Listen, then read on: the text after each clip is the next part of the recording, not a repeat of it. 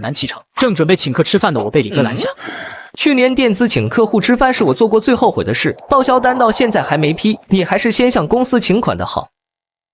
我看着到账的45元陷入沉思，转身就带着100亿身家的客户进了沙县小吃。和销售部的同事排队领完启程礼盒后，我悄悄地戳了戳销冠李哥。李哥，元旦位置可不好定，要不要提前跟元桥餐厅打个招呼？元桥餐厅我们哪里配得上？那是老板待客的地方，老老实实请款吧。我们餐标可没这么多。同为新人的小刘不解，还没吃怎么知道多少钱？不是先吃饭再报销吗？你这一生后悔过吗？去年垫资请客户吃饭是我做过最后悔的事，报销单到现在还没批。我和小刘对视一眼，心里一凉，来错地方了。这时老板秘书走过来通知我们，明早开动员会，销售部全员到场，不得缺席，其余部门部长出席即可。8点上班，7点半会议开始，美其名曰知道销售时间宝贵，不占用你们上班时间。加班费是没有的，老板说。开会是我讲，又不是你们讲，坐在下面休息算什么加班？会上，老板慷慨陈词1个小时，动员全体销售人员节前积极主动面见客户。作为公司的销售人员，你们最应该做的就是想想怎么花最少的钱，办最大的事。现在市场不好做啊，作为一个民营企业，光是活下来都不容易了。所有员工要共克时艰。我像你们这么年轻的时候，住的是地下隔断间，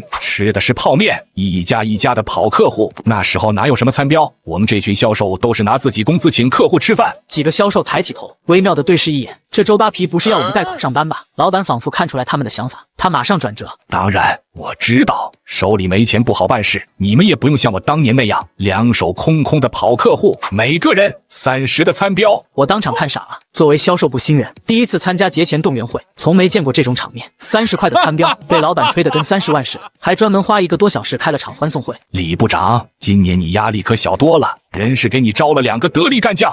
今年虽然多了2个员工，可市场竞争前所未有的严峻，光有人力资源不够，其他方面的资源也要跟上啊。这是嫌钱少了。果然，老板脸色一变。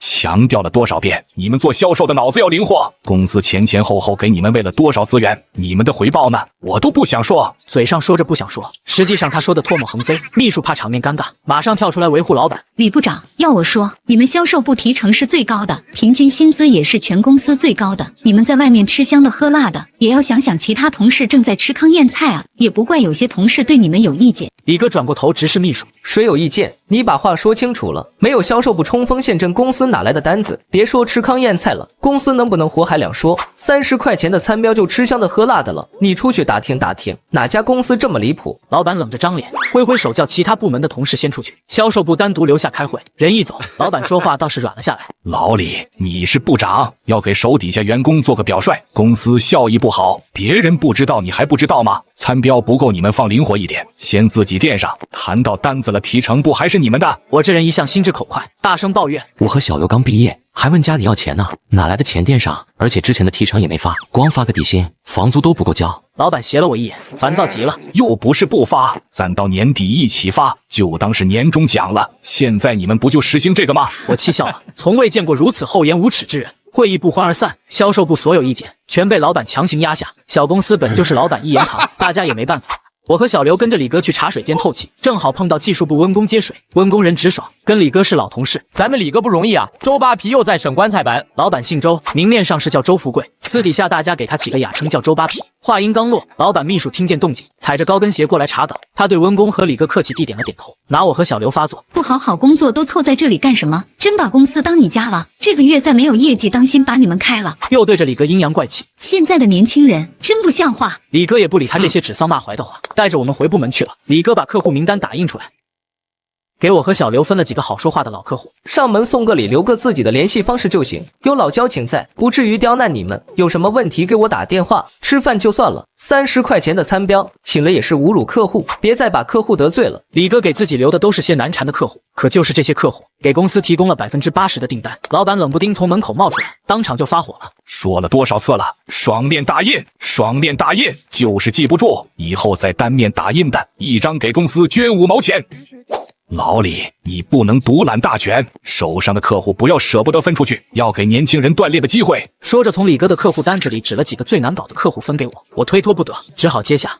转头就给公司的核心客户刘总打了个电话。刘总，能不能赏光吃个饭？明天中午12点就在您公司楼下的沙县小吃见面。刘总如约而至，穿着看似普通，实则定制费购买辆老头乐。他抬头看了眼沙县招牌，愣了一下，又抬起头再三确认。刘总，初次见面，我是华盛公司的销售小庄。哎呦，庄经理，好久没见你们李部长，他都带徒弟了。刘总跟温公一样是技术出身，为人实在，最讨厌虚礼，我才敢约他在沙县小吃见面。他虽一脸疑惑，却很有涵养，没有主动追问。我有些不好意思，便主动跟他坦白了。不好意思了，刘总，条件有限，请您来吃顿忆苦思甜饭。庄经理，你老实说，你们公司招待客户的标准定的是多少？30。刘总听了直摇头，我冒昧请求合影。刘总不理解但尊重，对着镜头比了个耶。我把合影发给公司出纳请款，没多久我的卡里就到账45元。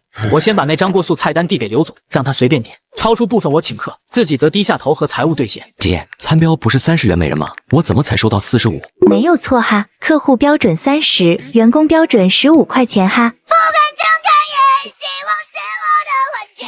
刘总已经点好了，2个飘香拌面，2盅乌鸡汤，2笼蒸饺，6块加12块加5块，再乘以2，46，特么的，超标了！破公司！不过能遇到刘总这样的天使客户，哪怕要垫1块钱我也认了。你们那个周总真的是抠出天际，行业标准都换了多久了，他还在用以前的模具。上次给我送的货险些没被人骂死。那个模具我知道，温工早把换模具的费用报上去了，老板一直没批，现在生产出来的产品都有误差，对着客户我也不好说什么，只好陪笑。快了，模具定制要点时间，我们公司也当件事儿在办了。当个屁！你们周总是不是贪便宜还在用德拜的配件？德拜早爆雷了，被查也就是这1-2个月的事。采购部昨天刚在德拜下了个大单，不过款项还拖着没付。刘总是人精，看我表情就猜个7-8-8。小庄啊，你小年纪出来挣口饭也不容易。我跟你们温工是老同学了，这回的单子还下在你们公司。不过你要跟老温说清楚，给我的货要符合新标，配件一概不能用德拜的，别让我难做。我连忙点头，拿出意向单给刘总签了。签完单子，刘总又补充2句：要是这2个要求没达到，我也顾不得老同学的情面了。现在的市场太凶残了，我就是个新人，给不了客户什么保证，只能表示会传达给李哥和温工。临走时，我把公司给客户准备的一箱脐橙递给他。不愧是你们老板，谁货都比别人家小巧。我能怎么办？我也很羞耻，我自己都吃中大补，送客户还送小补。让你们李哥好好考虑，上次我跟他说的是，他带几个人我就收几个。小庄啊，你们李哥是个人才，跟着他好好干，有出头的一天。带客户吃完沙县，客户没说什么，老板疯了。庄必凡，谁 TM 让你带刘总去吃沙县的？我刚坐下，老板的咆哮声从财务办公室穿过走廊直达我耳朵。庄必凡，你为什么带刘总去吃沙县？他激动的有些结巴，家乡普通话口音都出来了。30块的餐标，不是沙县就是猪脚饭了。沙县选择更多，有饭有面有饺子，客户还有的挑。谁问你这个了？用你的猪脑子想想，那可是刘总，刘总身家100亿，公司一半的业绩都是他给的，我都要把他当尊佛供下来。你就带他去吃沙县。是我和刘总在沙县的合影，贴在我的请款单后面。那咋了？身家100亿又怎么？餐标不也是30吗？见我油盐不进，他气更不打一处来。开会，这下全公司都听见了，所有员工都放下手头上的工作，连生产部都派了几个代表上办公室来开会。秘书站上台，清了清嗓子，意有所指地看了我一眼。销售部庄必凡同志工作中出现了重大过失，私自约见客户，还带客户去吃沙县。秘书示意大家安静，接着往下说。按照公司规定，扣除本月所有绩效提成。过失在哪里？客户是老板要我约见的，30块钱餐标不吃沙县吃什么？总不能带着刘总坐马路边上吃炒粉吧？再说了，沙县怎么了？你是不是看不起沙县？有本事你这辈子别吃沙县！沙县。会议室再次充满了笑声，秘书被对得哑口无言，张着嘴说不出话来。老板只好亲自上阵。这个我们公司一向也是关怀员工，以人为本。念在庄必凡是初犯，就不追究了。只是这件事情暴露了我们公司的管理漏洞，以后管理上要加强。接下来秘书会宣布管理新规，即日起实施。原来是拿我做法子，这新规早就拟好了吧？这么及时。第一，客户资源公有化，所有销售将客户联系人、历史聊天记录全部上传至公司系统，由公司统一管理分配。第二，由于经济下行，即日起实行大小周，由员工自愿选择，接受大小周则基本薪资不变，维持双休则基本薪资降至70%，这个大家自由选择。第三，为避免公司资源浪费，销售部需严格控制开支，每一笔支出都要有对应的回馈，也就是签单，否则财务不予报销。这下会议室没人笑得出来了，老板让秘书在各部门都张贴一份新规，宣布散会。我默默跟在李哥和温公后头，左右看了看，没人了才说。刘总签了意向单，说这次的产品一定要符合新标，而且不能用德拜的配件，不然下次不给我们做了。温公用力挠着头，活像个孙悟空。哎呀，我早跟他们说了要换模具，德拜配件也用不得。谁不知道他们爆雷了？周扒皮就是不听，非要省这点钱，搞死一个人。签了意向单，你不跟周扒皮说，得挨顿骂。我就想看他暴跳如雷的样子，暴跳完还要低声下气给刘总打电话。李哥，刘总让您好好考虑上次他说的事，还说你带几个人他就收几个。李哥没什么反应，温公倒对我另眼相看。行啊，你小子，这话都跟你说了，老刘是想把你也挖过去。那没说，大不了跑路，投奔老刘去。带我一个。特么的，我也去。去哪儿？背后悠悠传出个人声，原来是客服部部长张姐。客服部是全公司除了人事和行政最八卦的部门，张姐不用说，消息灵通的很。张姐咬牙切齿的蛐周扒皮，跳槽带我一个，人事背着我找外包团队。周扒皮为了省钱，连售前都打算外包出去了。我们部门命不久矣。苏倩不知道从哪儿冒出来也跟团。老天爷，我的账号也要充公了，好不容易才涨到10万粉，都是我一夜一夜熬出来的。周扒皮简直不做人。销售部、技术部、客服部、运营部部长齐聚一堂，公司摇摇欲坠。新规开始实施后，我们5个人外加小刘每天晚上都在川菜馆聚餐，每个部门都有吐槽不完的事，每天骂2句，日子倒也还过得去。如果没被秘书告发到老板那里的话，自打你们2个进公司就没安分过。网上都说什么00后整顿职场，我看就是你们这些年轻人在搞鬼。小庄啊，带着客户去吃沙县，猪脑子一个。小刘，你一个销售半天憋不出一个屁来，你们这样怎么在社会上谋生？要不是我们公司收留了你们，你们怎么活得下去啊？现在好了，天天把我几个部长叫到川菜馆干什么？你们又搞什么鬼？我也不想搞得太难看，你们自己辞职吧。周扒皮的怒火对我来说毫无威慑力，我看他跟看猴子没什么区别。周总，我们没有辞职的打算，如果你要辞退我和小刘的话，请给出正当理由，并且书面告知。理由？你还问我要理由？周扒皮一脸不可置信，仿佛第一次被人挑战权威。你们结党营私，影响公司团结，这还不算理由？我简直要笑出声。当代老板对自己认知也太不清晰了。周总，您充其量算个资本家，不是皇帝，结党营私可算不上罪名。古装剧还是少看点吧。小刘拉着我往后退了一步，劝我算了算了。周扒皮怒不可遏，一张脸气得通红。就在这时，李哥进来了，温公、张姐、苏倩也进来了。你们这是什么意思？威胁我？李哥看了我一眼，我会意带小刘先出去。他们关上门谈了整整1下午，出来时众人都如释重负。只听见办公室里周扒皮又摔了杯子。还没到下班时间，手机突然震动，是刘总发来的录用 offer。待我确认，我和小刘按李哥给的模板提交辞职，无需老板批准，丝滑投靠刘总，赋闲等待李哥。1个月后，李哥等人交接完毕，刘总在华盛的最后一单也在温公监督下顺利完结。为了庆祝我们顺利会师，刘总在元桥餐厅订了包间，包间里十分热闹。张姐带着整个客服部都跳槽过来，她一走，华盛的客服直接外包。这下华盛公司就是他周扒皮的天下了，怪不得这么容易就把我们放走了，合着是给他亲戚腾位置。这个月带的我是浑身难受。苏倩在桌上怅然若失，谁不是呢？我账号交到周扒皮表妹手上，直接掉了几千粉。虽然是公司的账号，好歹是我辛辛苦苦做起来的，难受。你那个还好，我这直接来个初中没毕业的毛头小子，不知道是他什么亲戚，字都没认全来接我部长的班，技术有这么好做？刘总，以后我们这帮人就以您马首是瞻了，您指哪儿我们打哪儿。刘总一脸不耐烦，双手按了按叫我们坐下。别介，我这里不拘这个，我跟你们是互惠互利，你们缺个好去处，我也缺个自己的团队。说白了，这些年我单枪匹马从技术部升上来，吃亏就吃亏在没自己的人马，这下好了，起火！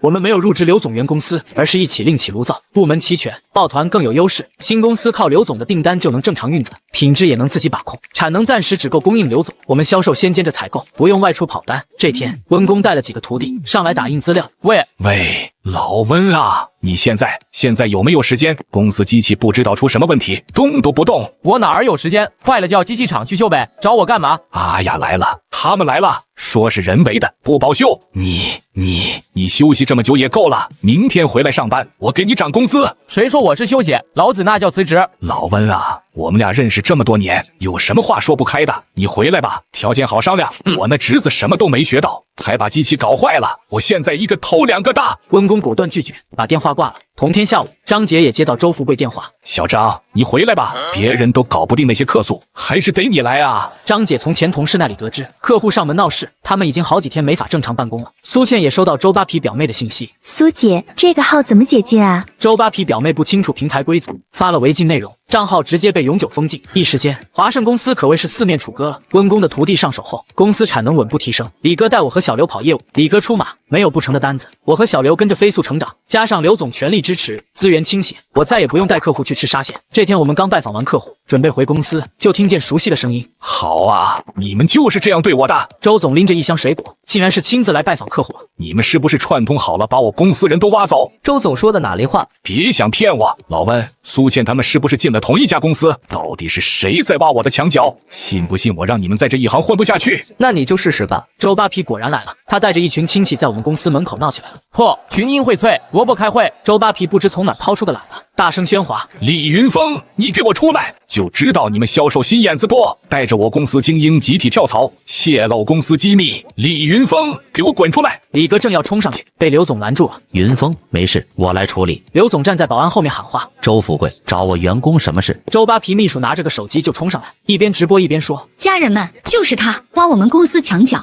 华盛公司最近那些事就是他搞的鬼。我们公司销售部、运营部、技术部、客服部所有部长都被他挖走了，现在公司全线瘫痪，都是拜他所赐。同行的朋友一定要小心这个人。刘总脾气很好的样子，还冲镜头微笑点头打招呼：还我员工，还我员工！我好不容易培养出来的员工，全让你抢了！同城网友遇到热闹没有不看的道理。要我也选这个工装男，看起来有文化有素质。那个拿喇叭喊的是个啥呀？没眼看！哈哈哈！部长全部跳槽，这公司得烂成什么样？打工人最怕遇到这种老板了，遇到问题不反思自己，光从别人身上找原因。别这样，人家老板不容易。听说华盛最近过得很难，这群员工也不是好东西，落井下石。苏倩不愧是做运营的，闻着味儿就上来了。她举着手机冲到前线，一边直播一边解说：我就是跳槽的运营部部长，在线答疑解惑，朋友们有问题都发在公屏上，看见就回。你们为啥离职？这是网友最想知道的。我拿出早就搜集好的证据，正是华盛公司之前出的新规，网友们炸了锅。我靠，这个我也走啊！ NR 必之，华盛叫你不尊重打工人，自作自受了吧？资本家都来看看华盛的下场。此刻，一名销售轻轻的碎了，怪不得销售集体跳槽。秘书的直播间被网友刷屏骂到倒闭，他吓得匆忙下播。这场闹剧反而让我们在业内打响名气。客户得知是华盛原班团队，纷纷主动合作。同时，我们得知华盛因使用已爆雷的德拜配件，一边起诉追回货款，一边仍把问题配件用在产品里，导致新客退款，老客索赔，官司缠身，甚至逼员工贷款救公司。华盛名声彻底臭了，大批老客户转投我们，新公司几乎接手了华盛全部客源，风头正盛。这天，我接到一个陌生号码打来的电话，喂，是小庄吗？是周扒皮秘书的声音。当初你面试我还在周总面前替你说话来着，都过去这么久了，没啥事儿，就想问问你们公司还招不招人呀？我去给你们打下手也行，主要是和你们相处惯了，你们一下都走了，我还有点适应不了。华盛机器都卖了，你们聪明，跑得早，像我们这种跑得晚的工资都没结，让我们一人抱一台电脑走。你帮我问问你们刘总呗，什么岗位都行。你在华盛的时候我可没亏待你，一定要帮帮姐呀。挂完电话，李哥春风得意的从外头进来，别忙了，刘总的指示，提前下班，开庆功宴去。咱们庄经理开了个大单。其实不仅是我，小刘也谈了不少大单子。小刘性格比较内向，平时都是刘总带着他，走的是技术路线。温工致力于提升产品质量，不需要为了压缩成本做些自己都不认可的劣质产品。苏倩每天在网上冲浪，用官号在各个有趣的视频下留下足迹，还拉着刘总拍趣味视频。张姐把客诉处理的妥妥帖帖，客户不仅对产品评价高，对我们的服务也放心。每个人都在新公司找到了恰当的位置，不必对抗来自公司内部的风雨，而是在自由宽松的环境下健康发展。当然，账户余额后面的零也越来越多了。我一个季度就为公司带来3000万的项目，结果7个晋升名单却没有我。看着一群草包成为主管总监，我没有争辩，没有质问。我回到工位，平静地写下辞职信。当总裁看到我的辞呈时，脸上的从容瞬间碎裂。庄必凡，你不能走，这个季度的3000万核心项目，只有你懂，谁也交接不了。陈东，我们公司的总裁，此刻正用2根手指夹着我那封薄薄的辞职信。庄必凡，你这是什么意思？是在闹情绪，还是耍脾气？我知道这次晋升名单没有你，你心里不舒服，但你要理解公司的难处，要看大局。呵呵，大局就是为了给你那不成器的侄子王明腾位置。老子为这公司拼死拼活5年的核心骨干被你一脚踢开。大局就是让那个只会拍马屁、技术能力连实习生都不如的畜生坐上技术总监的位置来管我。我没有不舒服，陈总，我只是累了。陈东的眉头拧成一团，显然不信我的说辞。庄必凡，我们不是1天2天的交情了。你从一毕业就跟着我，我看着你从一个毛头小子成长为公司的顶梁柱，我对你怎么样，你心里有数。这次的事情是我考虑不周，这样我给你加薪30%，不50%，下个季度我一定把主管的位置给你补上。陈东那张虚伪的脸上堆满了自以为是的诚恳，我忽然觉得有些可笑，打断他的长篇大论。陈总，项目进度很紧迫，您再不找人交接，怕是真的要耽误不起了。我的话音不高，却像一把锋利的刀子，精准地刺向他的要害。3000万的核心项目是公司今年最大的一块蛋糕，也是我呕心沥血1年的成果。整个项目全是我一手搭建，不夸张地说，每一行代码都刻着我的名字。他找不到第二个能完整接手的人。带着他那震惊与不安的表情，我回到座位。凡哥，你真的要走？为什么？是不是因为晋升的事？那帮人也太不是东西了。和那些没关系，是我自己的职业规划。就在我跟小张沟通交流之时，一道阴阳怪气的声音从背后传来。哎呀，庄必凡，这是怎么了？听说你要走，这么大的事怎么也不跟我们商量一下？我回头正好对上楚生那张幸灾乐祸的脸。新官上任，他穿着一身明显不合身的西装，像一只偷穿了大人衣服的猴子，滑稽又可笑。楚总监日理万机，我这点小事就不劳您费心了。话不能这么说嘛，你可是我们项目的核心，你这一走，很多工作不好开展啊。陈总也是，怎么就准了呢？他一边假惺惺地叹着气，一边用眼角的余光瞥向周围的同事，仿佛在炫耀他如今的地位。我没再理会他，直接拿起手机拨通了核心开发团队的群组电话。喂，是我庄必凡。电话那头立刻传来几个核心成员的声音。凡哥，通知一下，从现在开始，我正式离职，所有关于星辰计划的技术性汇报和工作对接全部暂停。在我完成正式交接之前，任何人，包括楚总监，问起任何技术细节，你们的统一回复就是不清楚，需要等庄总监的交接文档。话音刚落，我看到楚生的脸色从洋洋得意瞬间变得铁青。楚总监，现在压力给到你这边了。他嘴唇哆嗦，一个字也说不出。我直接锁死了项目的咽喉，没有我的配合，他这个技术总监面对3000万的项目就是个睁眼瞎。陈东的电话几乎是立刻就打了过来。庄必凡，你到底想怎么样？不要做得太过分。我没有过分，陈总，我只是在履行一个离职员工的正常程序。交接可以，但我需要时间整理我个人的事务。毕竟我在这个项目上投入了太多，很多东西需要梳理清楚，免得以后有什么知识产权的纠纷。电话那头的陈东沉默了，他听懂了，现在游戏的规则由我来定。第二天，会议室的门敞开着，陈东、楚生以及那个凭着裙带关系上位的总裁侄子王明都坐在里面。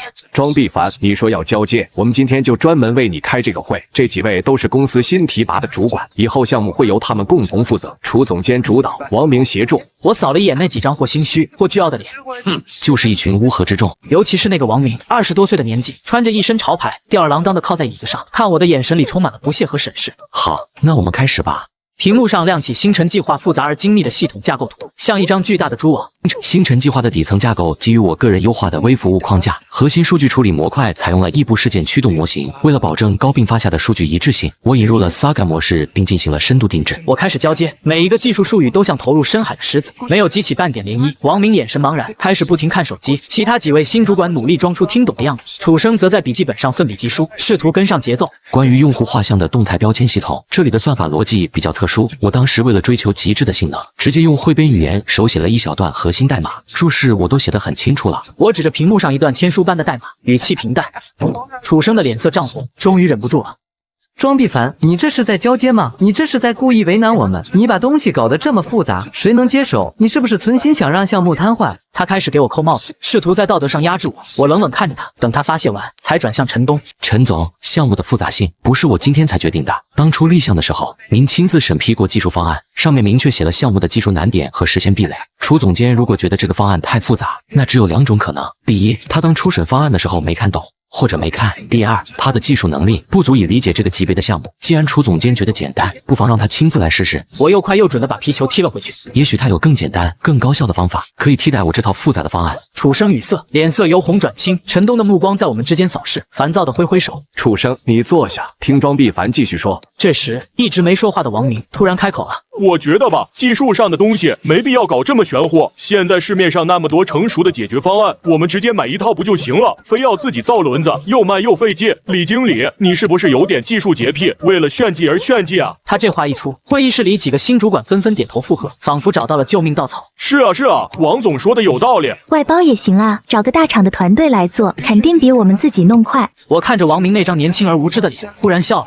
王总，您说的对，市面上确实有很多成熟的方案，但我们这个项目核心竞争力就是这套自主研发的算法，它能让我们的用户匹配精准度比市面上最好的产品高出至少15个百分点。这是我们能拿到3000万投资的关键。如果去买通用的解决方案，第一，成本不会低于7位数；第二，效果会大打折扣，客户那边根本无法交代；第三，我们的核心技术将完全受制于人。我顿了顿，目光直视着他，一字一句地说道：“您作为公司高层，在提出创新性建议之前，是不是应该先把项目的商业计划书和技术白皮书至少看一遍？”我的话就像一记响亮的耳光，狠狠地抽在了他脸上。他一个空降的关系户，哪里看过什么计划书？接下来的几天，我每天不厌其烦地讲解着那些无人能懂的代码和逻辑。楚生和王明他们从最初的试图反抗，到最后的彻底放弃，他们开始用各种理由缺席会议。我知道他们是在逃避自己的无能，项目陷入了彻底的停滞。终于，压死骆驼的最后一根稻草来了。客户方的质询邮件要求我方在3天内给出明确的解决方案，否则将启动法律程序，追讨预付款并索要巨额赔偿。那天下午，陈东把我叫进了他的办公室。庄必凡，回来吧，只要你回来，什么条件我都答应你。技术总监的位置是你的，薪资翻倍，期权我也给你。王明那里，我让他给你道歉。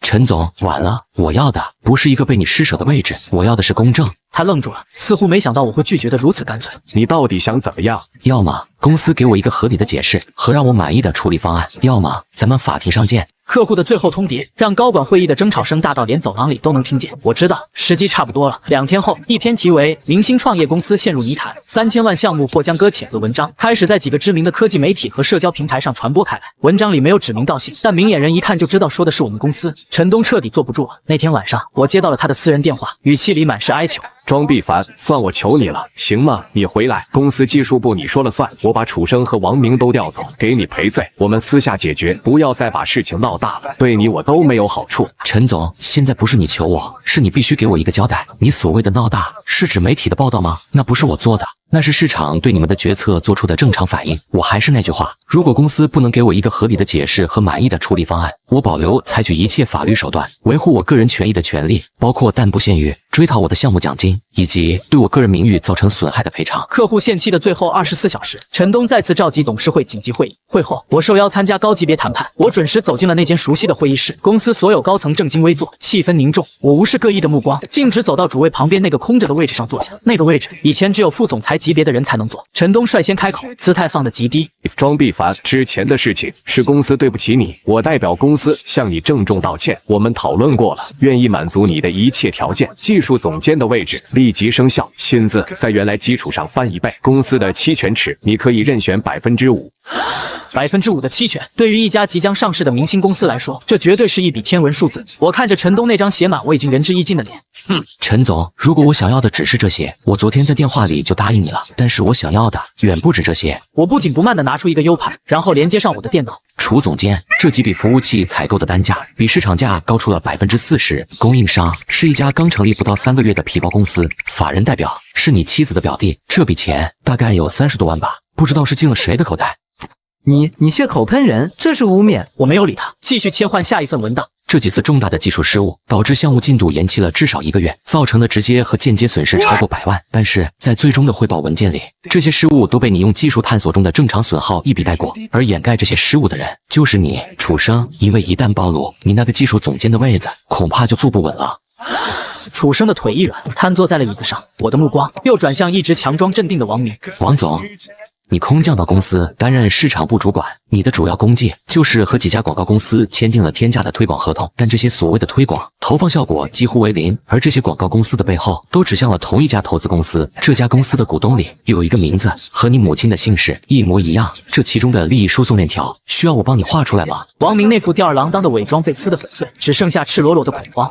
我环视着这一屋子曾经轻视我、算计我的人。我庄必凡在这个公司干了5年，我加班最晚，拿的奖金最少，我做的项目为公司赚了上亿的利润。我以为我的付出配得上一份最基本的尊重和公平，但是你们却把我的尊严踩在脚下，碾得粉碎。现在我不仅要拿回属于我的晋升，我还要一个清白的公司环境，一个真正靠能力说话的公平平台。我的声音在空旷的会议室里回荡，掷地有声。我收回目光，看向面如死灰的陈东。我的条件很简单，第一，楚生和王明必须为他们的行为负责，立刻从公司滚蛋，公司必须以贪腐和渎职的名义将他们移交司法机关。第二，公司必须在全公司范围内公开通报此事，向所有被不公平对待的员工公开道歉，并立刻重审此次的晋升制度。重新评估所有人的资格。我的技术总监职位必须是董事会任命，而非你的口头许诺。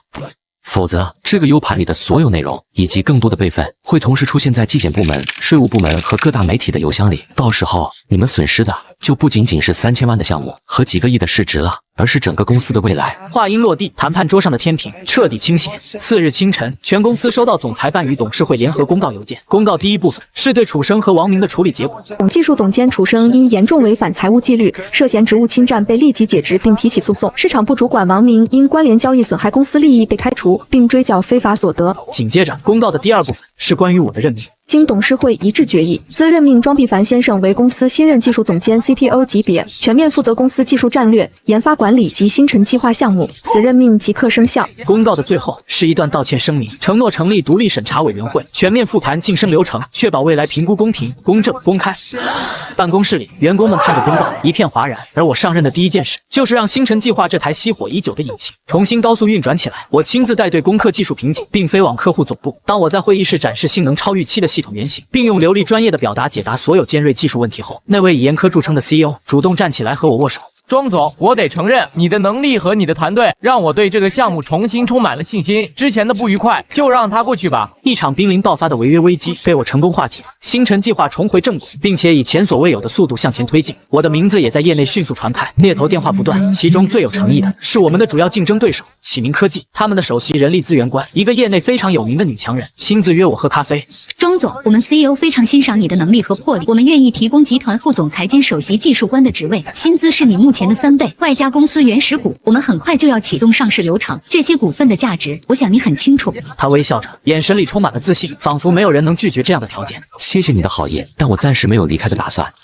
能告诉我原因吗？据我所知，你现在的公司高层关系复杂，之前还发生了那么不愉快的事情。正是因为发生了那些事，我才要留下来。有些东西我亲手打碎了，现在我想亲手把它重建起来。我婉拒了他，但这件事不可能密不透风。陈东很快就得到了消息，冲进了我的办公室，脸上写满了惊慌和不安。庄必凡，我听说启明科技在挖你。陈总这么紧张干什么？有人欣赏不是好事吗？好什么好？那是我们的死对头。庄必凡，你不能走，你走了公司怎么办？你想要什么？你跟我说，薪水、期权我们都可以再谈，只要你留下，什么都好说。我看着他这副样子，心中一片冷然。陈总，坐下说吧。我留不留下，不取决于启明科技开出多高的价钱，而是取决于这家公司值不值得我留下。一个真正尊重人才、能够留住人才的公司，靠的不是老板的口头承诺，也不是危机公关式的加薪，靠的是一套完善、公平、有竞争力的激励机制。我看着他的眼睛，一字一句地说道：我的团队跟着我打了这场硬仗，他们应该得到什么？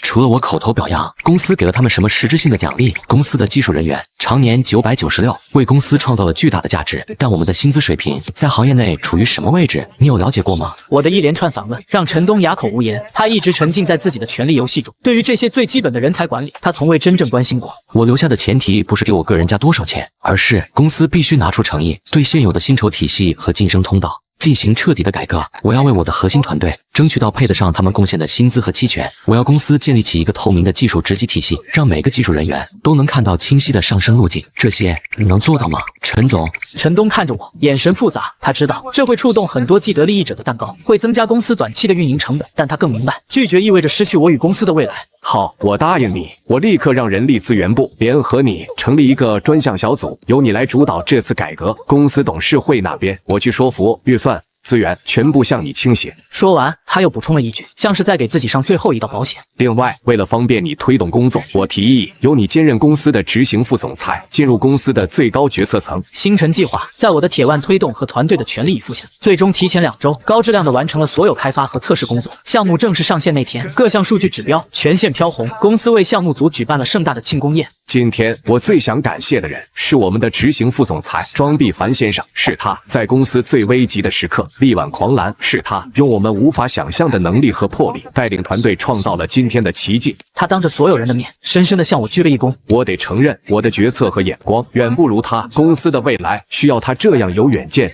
有担当的领导者。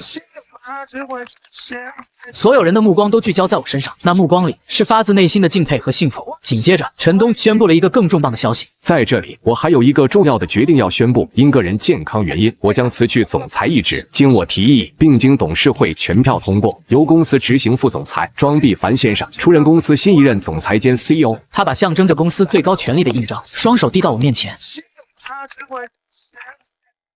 我的就职演说很短，没有华丽的辞藻，只有发自内心的承诺。我的名字叫庄必凡，我希望我们每一个人都能在这家公司找到点燃自己梦想的火种。我将和大家一起，让这家公司成为一个能让奋斗者发光、让创造者荣耀的平台。我的办公室门永远为那些有想法、有能力、敢于挑战的人敞开。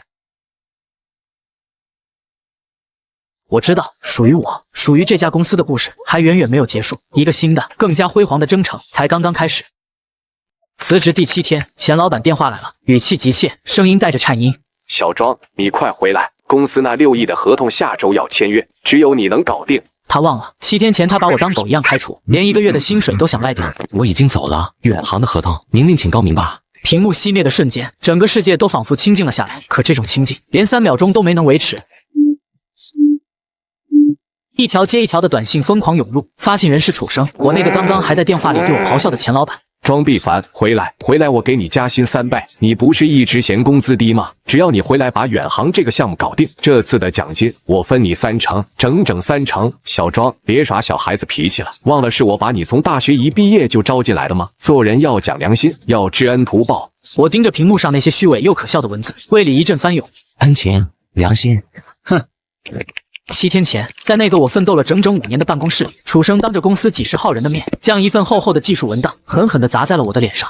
成本中心，你就是我们公司的成本中心，每天除了要钱、要服务器、要资源，你还能干什么？我养你这种没有产出的废物有什么用？而这一切的起因，不过是因为我请求他批复一笔系统日常维护的服务器升级费用，对比即将到手的6亿美金合同，这笔钱9牛1毛，他却觉得是浪费。为了逼我主动离职省下赔偿金，不仅卡着这笔钱，还克扣了我最后1个月工资和上季度项目奖金，整整15万。我甚至记得，他那个只会拍马屁的草包外甥楚生，就站在不远处暴毙冷笑，一脸小人得志。我当时没争辩，没失控，默默捡起文件，平静提交了辞职申请。从那天起，我庄必凡就和张伟和这家公司一刀两断。现在他居然还有脸谈恩情。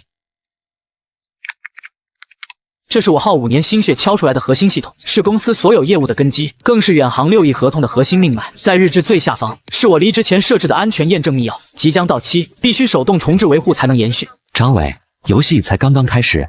没过多久，另一个手机响了，大学同学群有人@我，点开一看，竟是张伟。不知他从哪搞到群2维码混进来，正在群里疯狂卖惨。各位同学，我是庄必凡的前老板张伟。庄必凡最近可能对公司有些误会，一时冲动离职了。现在公司有个非常重要的项目离不开他，希望大家能帮忙劝劝他，让他以大局为重，不要因为个人情绪影响整个公司的前途。他发了一段长长的语音，语气诚恳又无奈，活脱脱一副被不懂事员工辜负的大度老板模样。群里顿时炸开了锅。庄必凡，怎么回事啊？张总都这么说了，是不是有什么误会？是啊，听着张总人挺好的，别冲动啊。一个项目能有多重要，还非你不可了，听着有点邪火。我看着满屏议论，只觉讽刺。张伟这种人最擅长的就是颠倒黑白、道德绑架。就在这时，一个聊天窗口弹出，是前同事肖宇。凡哥，你可算回我了！你快看公司大群，张总快疯了。他发来的截图里，张伟正在技术大群疯狂@所有人，语气早从请求变成命令。今天之内必须恢复 Mirage 系统的登录权限，远航那边随时可能要求线上演示核心功能。王工，你不是号称技术总监吗？一个破系统你搞不定，谁能解决这个问题？我当场奖励10万现金。凡哥，你走了之后，他们才发现 Mirage 的管理员后台根本登不上去。今天远航科技那边突然袭击，要求看一眼实时数据流，结果张伟的外甥在旁边瞎操作，差点把数据库搞崩了。现在整个技术部的人都在加班，谁都不敢下班，张伟的脸都绿了。听着他幸灾乐祸的语气，我心情莫名舒畅，慢悠悠回复：意料之中。那个所谓的安全设置，其实是我在系统底层架构里设下的逻辑循环验证。没有我的私钥定期重置，系统7天后会自动锁死最高权限，切断所有外部数据接口。这是为防商业间谍窃取核心数据设计的终极保险，暴力破解只会触发数据保护程序。这套系统的复杂程度，别说公司那群只会做前端页面的技术总监，就是专业技术团队也啃不动。凡哥，你太牛了！张伟现在满世界找人，据说还联系了外面的安全公司，结果人家一听是要破解你写的系统，都直接拒了，说你的名声在圈子里太响，没人敢接这个活儿。萧雨的话像一剂强心针，让我紧握的拳头缓缓松开。我庄必凡在这个行业立足，靠的是技术，是实力，不是任人践踏的成本中心。张伟，你不是觉得我没有产出吗？很快你就会知道，没有我，你连产出的机会都没有。第二天，正当我对着电脑屏幕完善我下一个项目的构思时，门铃被粗暴地按响了。透过猫眼一看，张伟满脸怒火与焦虑，他身后站着戴金丝眼镜的法务，还有成事不足的草包外甥楚生，一脸不屑地盯着我的门，等着看好戏。我没有立刻开门，而是先走到客厅，打开门廊的防盗微型摄像头，确认清晰录着音视频，才慢悠悠去开门。庄必凡，你总算肯开门了。门一开，张伟的怒吼扑面而来，想往里冲，被我用身体拦住。他外甥在旁煽风点火：“哟，庄必凡，架子不小啊！我就亲自来请你，你还玩上闭门羹了？别给脸不要脸！没了张总，你算个屁！”哼！只见张伟脸色铁青，显然没料到我如此冷静。他强压怒火，对法务使了个眼色。王律师，给他讲讲盗窃公司商业机密、恶意破坏公司系统是什么后果。那个金丝眼镜的王律师上前一步，从公文包里抽出一份文件，在我面前晃了晃。庄必凡先生，根据你和公司签订的劳动合同以及保密协议 ，Mirage 系统的所有权归公司所有。你离职后，利用技术设置影响系统正常使用后，已经对公司造成了重大经济损失。我们现在有理由怀疑你盗窃了公司的核心商业机密。他的声音不高，但充满了威胁的意味。张总念旧情，给你一个机会，只要你现在跟我们回去解锁系统，这件事我们可以既往不咎，否则我们不仅会立即提起诉讼，向你索赔至少1000万的经济损失，还会向全行业通报你的劣迹，让你在这个圈子里彻底社死。1000万，行业封杀，真是好大的口气。我看着他们一唱一和的表演，心中只觉得好笑。王律师是吧？你好，温馨提示一下，从你们按门铃开始，所有的对话都已经被录音录像。你们刚刚说的每一句话，包括索赔1000万、行业封杀，都会成为呈堂证供。我没有理会他们的错愕，继续说道：另外，关于 Mirage 系统的知识产权，我早已将开发过程中的所有工作代码、架构设计图以及每一次版本迭代的日志，全部在国家级公证处做了时间戳公证。它的每一个字符都是在我的私人设备上完成的，我只是授权给公司使用而已。知识产权到底是谁的，我们可以法庭上慢慢聊。我倒是很期待看到法官如何判决一家公司被盗窃了自己从未拥有过的东西。我的声音平静却字字如锤，王律师的表情已经从精明变成了惊疑不定，而张伟早已哆嗦着嘴唇，说不出话来。我晃了晃手机，屏幕上的照片是他逼我签的自愿放弃项目奖金协议，角落有他红笔批注。张总，这份协议您应该不陌生吧？特别是您这句亲笔批注，我觉得税务局的同志们应该会很感兴趣。违规操作、规避税务，这可比什么商业机密罪名要严重得多。你，张伟指着我，手指因愤怒和恐惧而剧烈的颤抖。自负的脸上满是难以置信的恐慌，他从没料到我这个他眼里的书呆子竟留了这么多后手。我看着他们精彩纷呈的脸色，心中涌起一股混合着厌恶和蔑视的快意。隔着厚重的防盗门传来张伟气急败坏的咒骂和他外甥的踢门声。庄必凡，你个白眼狼，你给我等着！开门，有种你开门啊，孬种！我懒得理会，对着门外喊了一句：我的时薪很贵，想谈可以，先把拖欠我的5万块工资和15万的非法解雇赔偿金一分不少的打到我账上，钱不到账免谈。门外的咒骂声戛然而止，我能想象张伟想杀人又不得不忍的憋屈模样，很爽。5万的工资加上2N+1计算的15万赔偿金，一分不少。紧接着，张伟的短信也来了，这次他换了个新号码。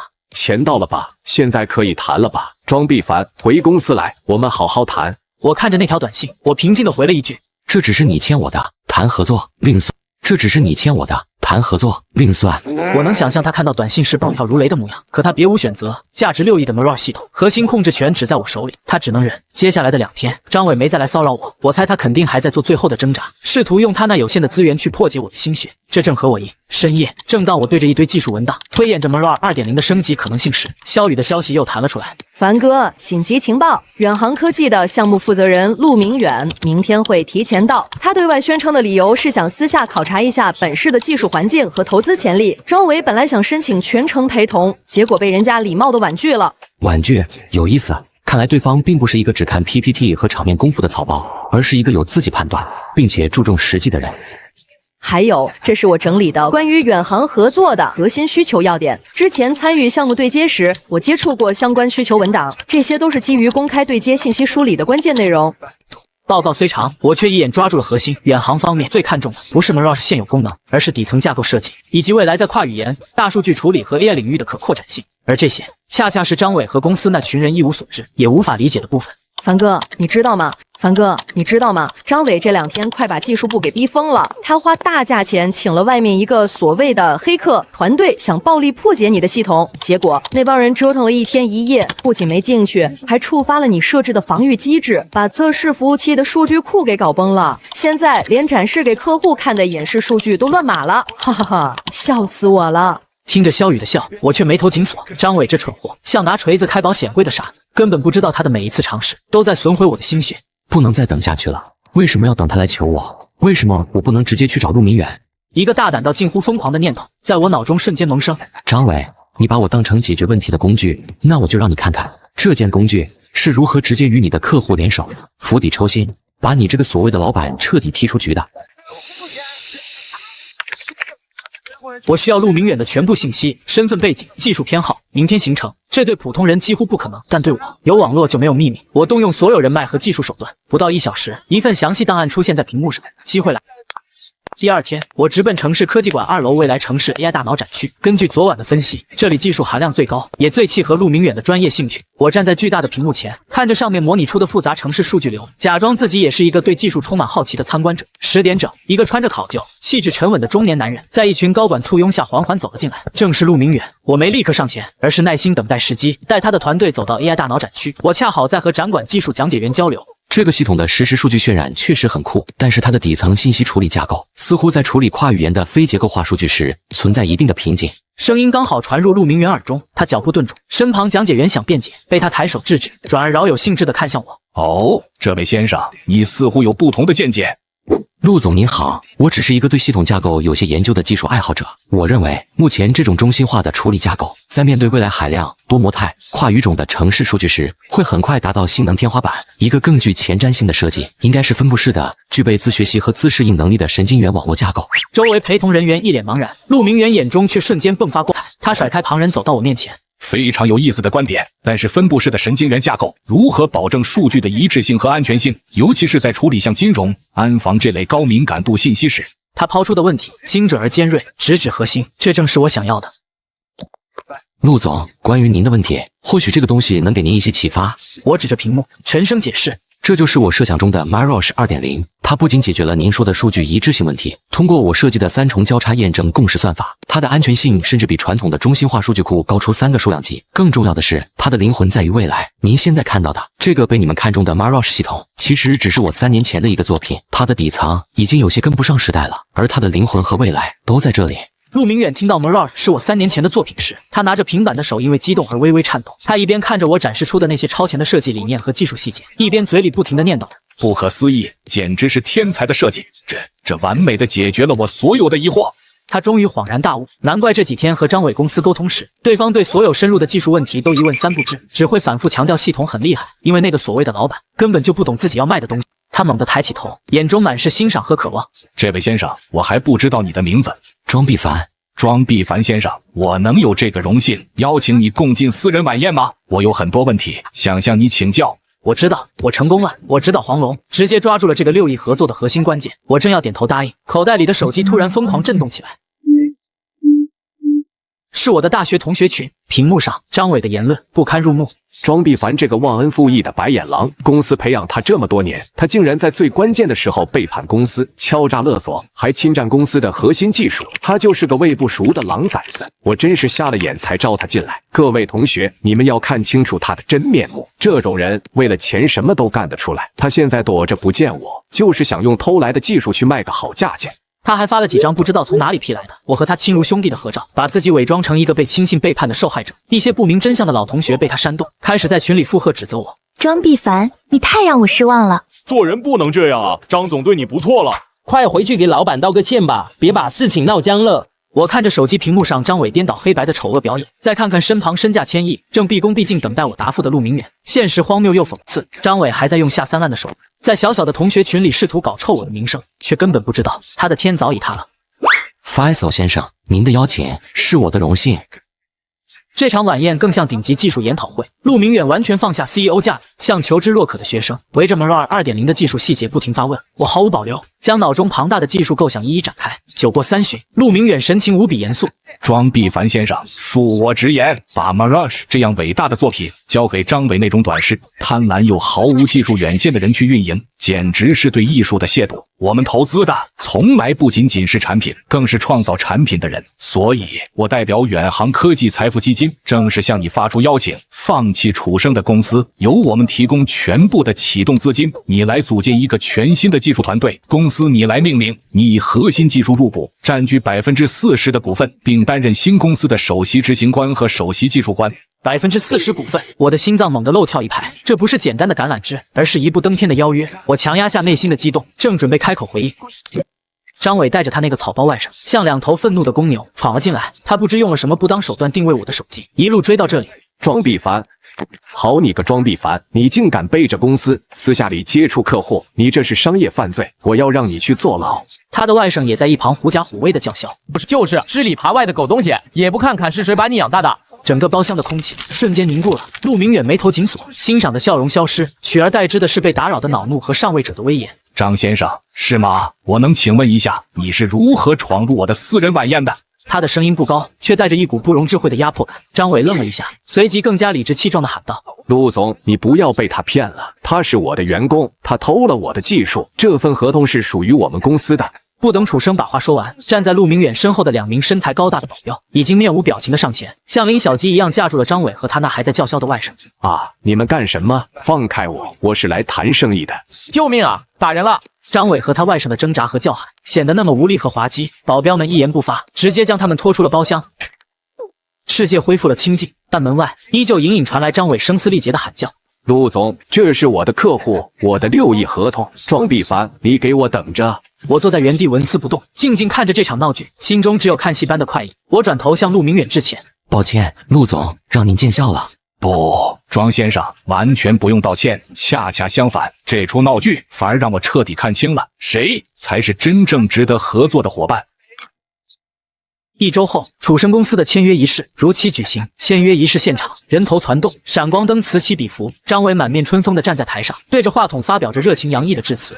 今天是我们公司历史上最辉煌的一天，也是我个人最激动的一天。经过我们团队不懈的努力，我们自主研发的 Mirage 系统赢得了远航科技的高度认可。他口若悬河，把自己的草台班子吹成顶尖科技巨头。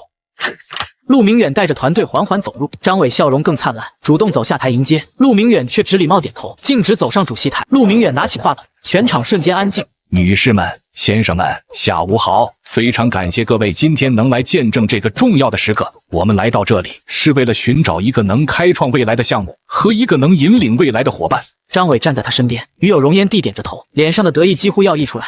经过我们审慎的考察和深入的交流，下面有请我们本次合作项目的灵魂人物，也是我们即将在中国成立的全新合资公司的首席技术官庄必凡先生。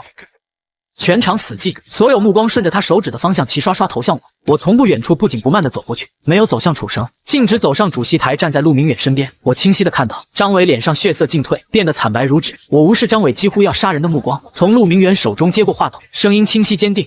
各位来宾，各位媒体朋友，大家好，我是庄必凡 ，Mirage 系统的唯一缔造者。首先，我要感谢陆明远先生和远航科技的信任。其次，我要在这里正式宣布一件事。我顿了顿，将目光转向身边已经石化的张伟。基于对项目未来前景的负责，以及对合作伙伴专业能力和商业诚信的综合考量，我们决定终止与张伟先生及其公司的任何合作意向。Mirage 的未来将由我和陆明远先生共同组建的新公司独立开创。记者们彻底沸腾，尖锐问题密集砸向脸色惨白的张伟。张总，请问这是怎么回事？合作为什么会突然终止？庄必凡先生，您和张总之间发生了什么？是股权纠纷吗？张总，贵公司是否存在技术欺诈的行为？张伟彻底失态了，像头被激怒的疯兽，猛地冲过来要抢我手里的话筒，嘴里语无伦次的嘶吼。不是这样的，不是，他是胡说八道，合同是我的。他的手还没碰到话筒边缘，就被陆明远身边的保镖死死按住。曾经不可一世的张总，此刻成了被揭穿谎言后撒泼打滚的跳梁小丑。我懒得再看他，转身与陆明远一起，在全新的合作意向书上郑重签下了自己的名字。签约仪式的闹剧光速般传遍了整个科技行业。第二天股市开盘，张伟公司的股价就迎来断崖式暴跌，直接被摁死在跌停板上，6亿合同告吹，加上技术欺诈丑闻，对这家拟上市的公司来说是致命打击。紧接着，多米诺骨牌效应开始显现，曾经被张伟视为心腹的技术团队，第二天就集体递交辞职报告。为首的是曾被他当众训斥的技术总监王工，他们集体投奔我的新公司，其中也包括肖宇。我的新公司在远航科技的雄厚资本支持下迅速步入正轨。第一笔5000万启动资金到账后，我做的第一件事是委托全国顶级律师团队正式起诉张伟和他名存实亡的公司。既然要复仇，就要彻底。我不仅要让他事业名誉双破产，还要让他付出法律代价。诉讼的内容清晰而明确：一是名誉侵权，起诉他在大学同学群散播不实言论，恶意抹黑，证据是群聊记录公证；二是商业诽谤，起诉他向媒体投资人散布我盗窃技术的谣言；三是最致命的，我以个人名义向税务和经侦部门实名举报他公司偷税漏税、做假账等违法行为，提交了放弃奖金协议原件和上门威胁的完整录像。那句可规避税务风险的批注成了压死骆驼的最后一根稻草。数罪并罚，张伟的结局早已注定，他个人名下所有资产被依法冻结，用于补缴偷逃的税款和缴纳巨额罚金，而他本人也因涉嫌偷税漏税罪、职务侵占罪被依法逮捕。消息传来时，我正在和陆明远召开跨国视频会议，肖宇发来一则财经新闻链接，我扫了一眼照片，心中没有波澜，只有尘埃落定的平静。瑞士达沃斯世界人工智能大会主论坛的演讲台上，我作为特邀青年科技领袖，正在向全世界阐述我的技术理念与未来构想。台下坐着全球顶尖的科技巨头、学术权威和手握重金的投资人。我的新公司成立仅半年，估值就翻了10倍，基于 Mirror 2.0 架构开发的第一款产品，一经发布就震惊了整个行业，被业内誉为开启下一个智能时代的大门。演讲结束的瞬间，全场响起经久不息的掌声。我微微鞠躬，走下讲台，已经升任公司副总裁的肖宇快步迎了上来，递给我一杯水，然后又递给我一封信。凡哥，这是张伟在入狱前托他家人转交过来的，据说他被判了7年。不用打开信，我也能猜到里面写着什么。一个已经从我生命中彻底删除的人，他的忏悔对我来说还有什么意义呢？陆明远不知何时走到我身边，拍了拍我的肩膀，笑着说：“壮，你看，一个时代结束了。”我转过头，迎上他的目光，他补充道：“而我们的时代才刚刚开始。”是的，我的未来是星辰大海，那些过去的尘埃，就让它永远的埋葬在过去吧。年度优秀员工楚生，年终奖60万。聚光灯下，楚生拿着我敲了300个通宵的代码领奖。轮到我时，庄必凡因态度问题，年终奖100元。王总端着酒杯轻蔑道：“公司要的是听话的兵，不是你这种有能力没眼色的刺头。给你100块，是让你长长记性。”我看着他那张自以为是的脸，突然笑了。王总，谢谢你的红包。我把辞职信狠狠拍在桌上，一字一顿。不过这份记性我不想长了。神盾系统的密钥，全世界只有我知道。72小时后，你们就知道没了我，这公司就是个空壳。接下来是激动人心的时刻，年度优秀员工楚生，年终奖60万。王总满意的笑着，带头鼓掌，周围的同事爆发出羡慕的惊呼和热烈的掌声，掌声里夹杂着各种议论。天哪，60万！楚生太牛了，不愧是王总的得力干将。我坐在角落，安静的看着，没人知道楚生口中核心技术攻关的一行行代码，是我熬了300多个夜晚敲出来的。他做的不过是把我的成果包装成精美的 PPT， 在会议上口若悬的讲出来。主持人继续念着名单。最后，我们要特别感谢一位同事庄必凡。全场的目光瞬间聚焦到我身上，带着一丝看好戏的玩味。主持人脸上的表情有些古怪，他用一种近乎施舍的语气说道：“庄必凡因工作态度问题，经公司研究决定，年终奖100元，希望来年改正态度，再接再厉。”全场死寂，随即爆发出压抑不住的窃笑，那笑声像细密的针，扎得人皮肤发紧。楚生也投来那种胜利者对失败者的毫不掩饰的轻蔑眼神。王总在我身边停下，用只有我们2人能听到的声音说：“庄必凡，别觉得委屈，公司要的是听话的兵，不是你这种有能力但没眼色的刺头。给你100块，是让你长长记性。”哈，长记性。我看着王总那张自以为是的脸，血液里那股翻腾的怒火反而奇异的平息了下去。王总，谢谢你的红包，不过这份记性我不想长了，这是我的辞职报告。没等他反应过来，我转身离开，整个大厅的目光都跟随着我，从震惊到错愕，再到不可思议。我没有回头，回到我那间小小的出租屋，第一件事就是把手机关机，我把自己扔进柔软的床里，就这么放空。真特么的爽！3年了，这破手机就没关过机，24小时随时待命，系统半夜报警，我得马上爬起来处理。客户深更半夜有想法，我得连夜改方案。楚生啊，他就凭一张嘴，把所有功劳和奖金都拿走了，而我不过是个连名字都不配拥有的工具人罢了。哼，公司核心的神盾客户管理系统，王总吹嘘的自主研发，行业领先，从底层架构到核心代码，全是我一个人写的。当初开发时，为保障系统安全，防止核心技术泄露，我按公司要求设置了分级加密机制，其中最高权限的维护密钥，仅由我作为核心开发者保管。系统每72小时需用该密钥验证一次，否则会自动触发安全保护模式。而这个密钥一直由我个人保管，从未向任何人透露。王总、楚生，你们觉得我态度有问题，那我就把我的态度留给你们好好品尝。屏幕亮起的瞬间，信息如潮水般涌来，无数个未接来电和99加条短信，来自王总、人事总监、楚生，还有公司里其他几个技术部的同事。庄必凡，你什么意思？立刻给我滚回来！给你半小时，不出现后果自负。算你狠，有种别求我！庄必凡，回来吧！年终奖的事我们可以再谈。庄必凡，我给你加到1万，不5万。祖宗，我求你了，接电话。语气的变化像一出精彩的舞台剧。我又点开楚生的信息。庄必凡，你闹够了没有？王总很生气，系统后台怎么登不进去了？你是不是动了手脚？你个王八蛋，你把密码改了！庄哥，我错了，我真的错了，你快回来吧，没了你我们都要完蛋了，求求你，看在同事一场的份上。现在知道叫哥了，晚了。哼，我慢悠悠的起床，给自己煮了碗面，加了2个蛋，吃饱喝足，开始享受久违的属于我自己的时间。至于公司的死活，关我屁事。与此同时，远大科技公司36楼总裁办公室的气氛压抑的像要滴出水来。怎么样，楚生？你不是说你是技术核心吗？你倒是给我解开啊！楚生双手在键盘上哆哆嗦嗦的敲了半天，除了让那个错误代码框跳得更欢之外，毫无用处。王总，这个加密方式很奇怪，我从来没见过，这肯定是庄必凡动了手脚，他这是恶意破坏公司财产。楚生急得快哭了，只能拼命往我身上泼脏水。我他妈知道是他干的，我问你怎么解决？要不我们报警？报警？王总像看白痴一样看着他。你拿什么报警？告诉警察我们公司的核心系统瘫痪了，明天我们公司的股价就得跌停。你这个蠢货！办公室的门被猛地推开，市场部总监张杰火急火燎地冲了进来。王总，出大事了，神盾系统登不上去，我们下午就要给天弘集团做最终演示的，他们法务和财务的团队已经到楼下了，这可是3000万的单子啊！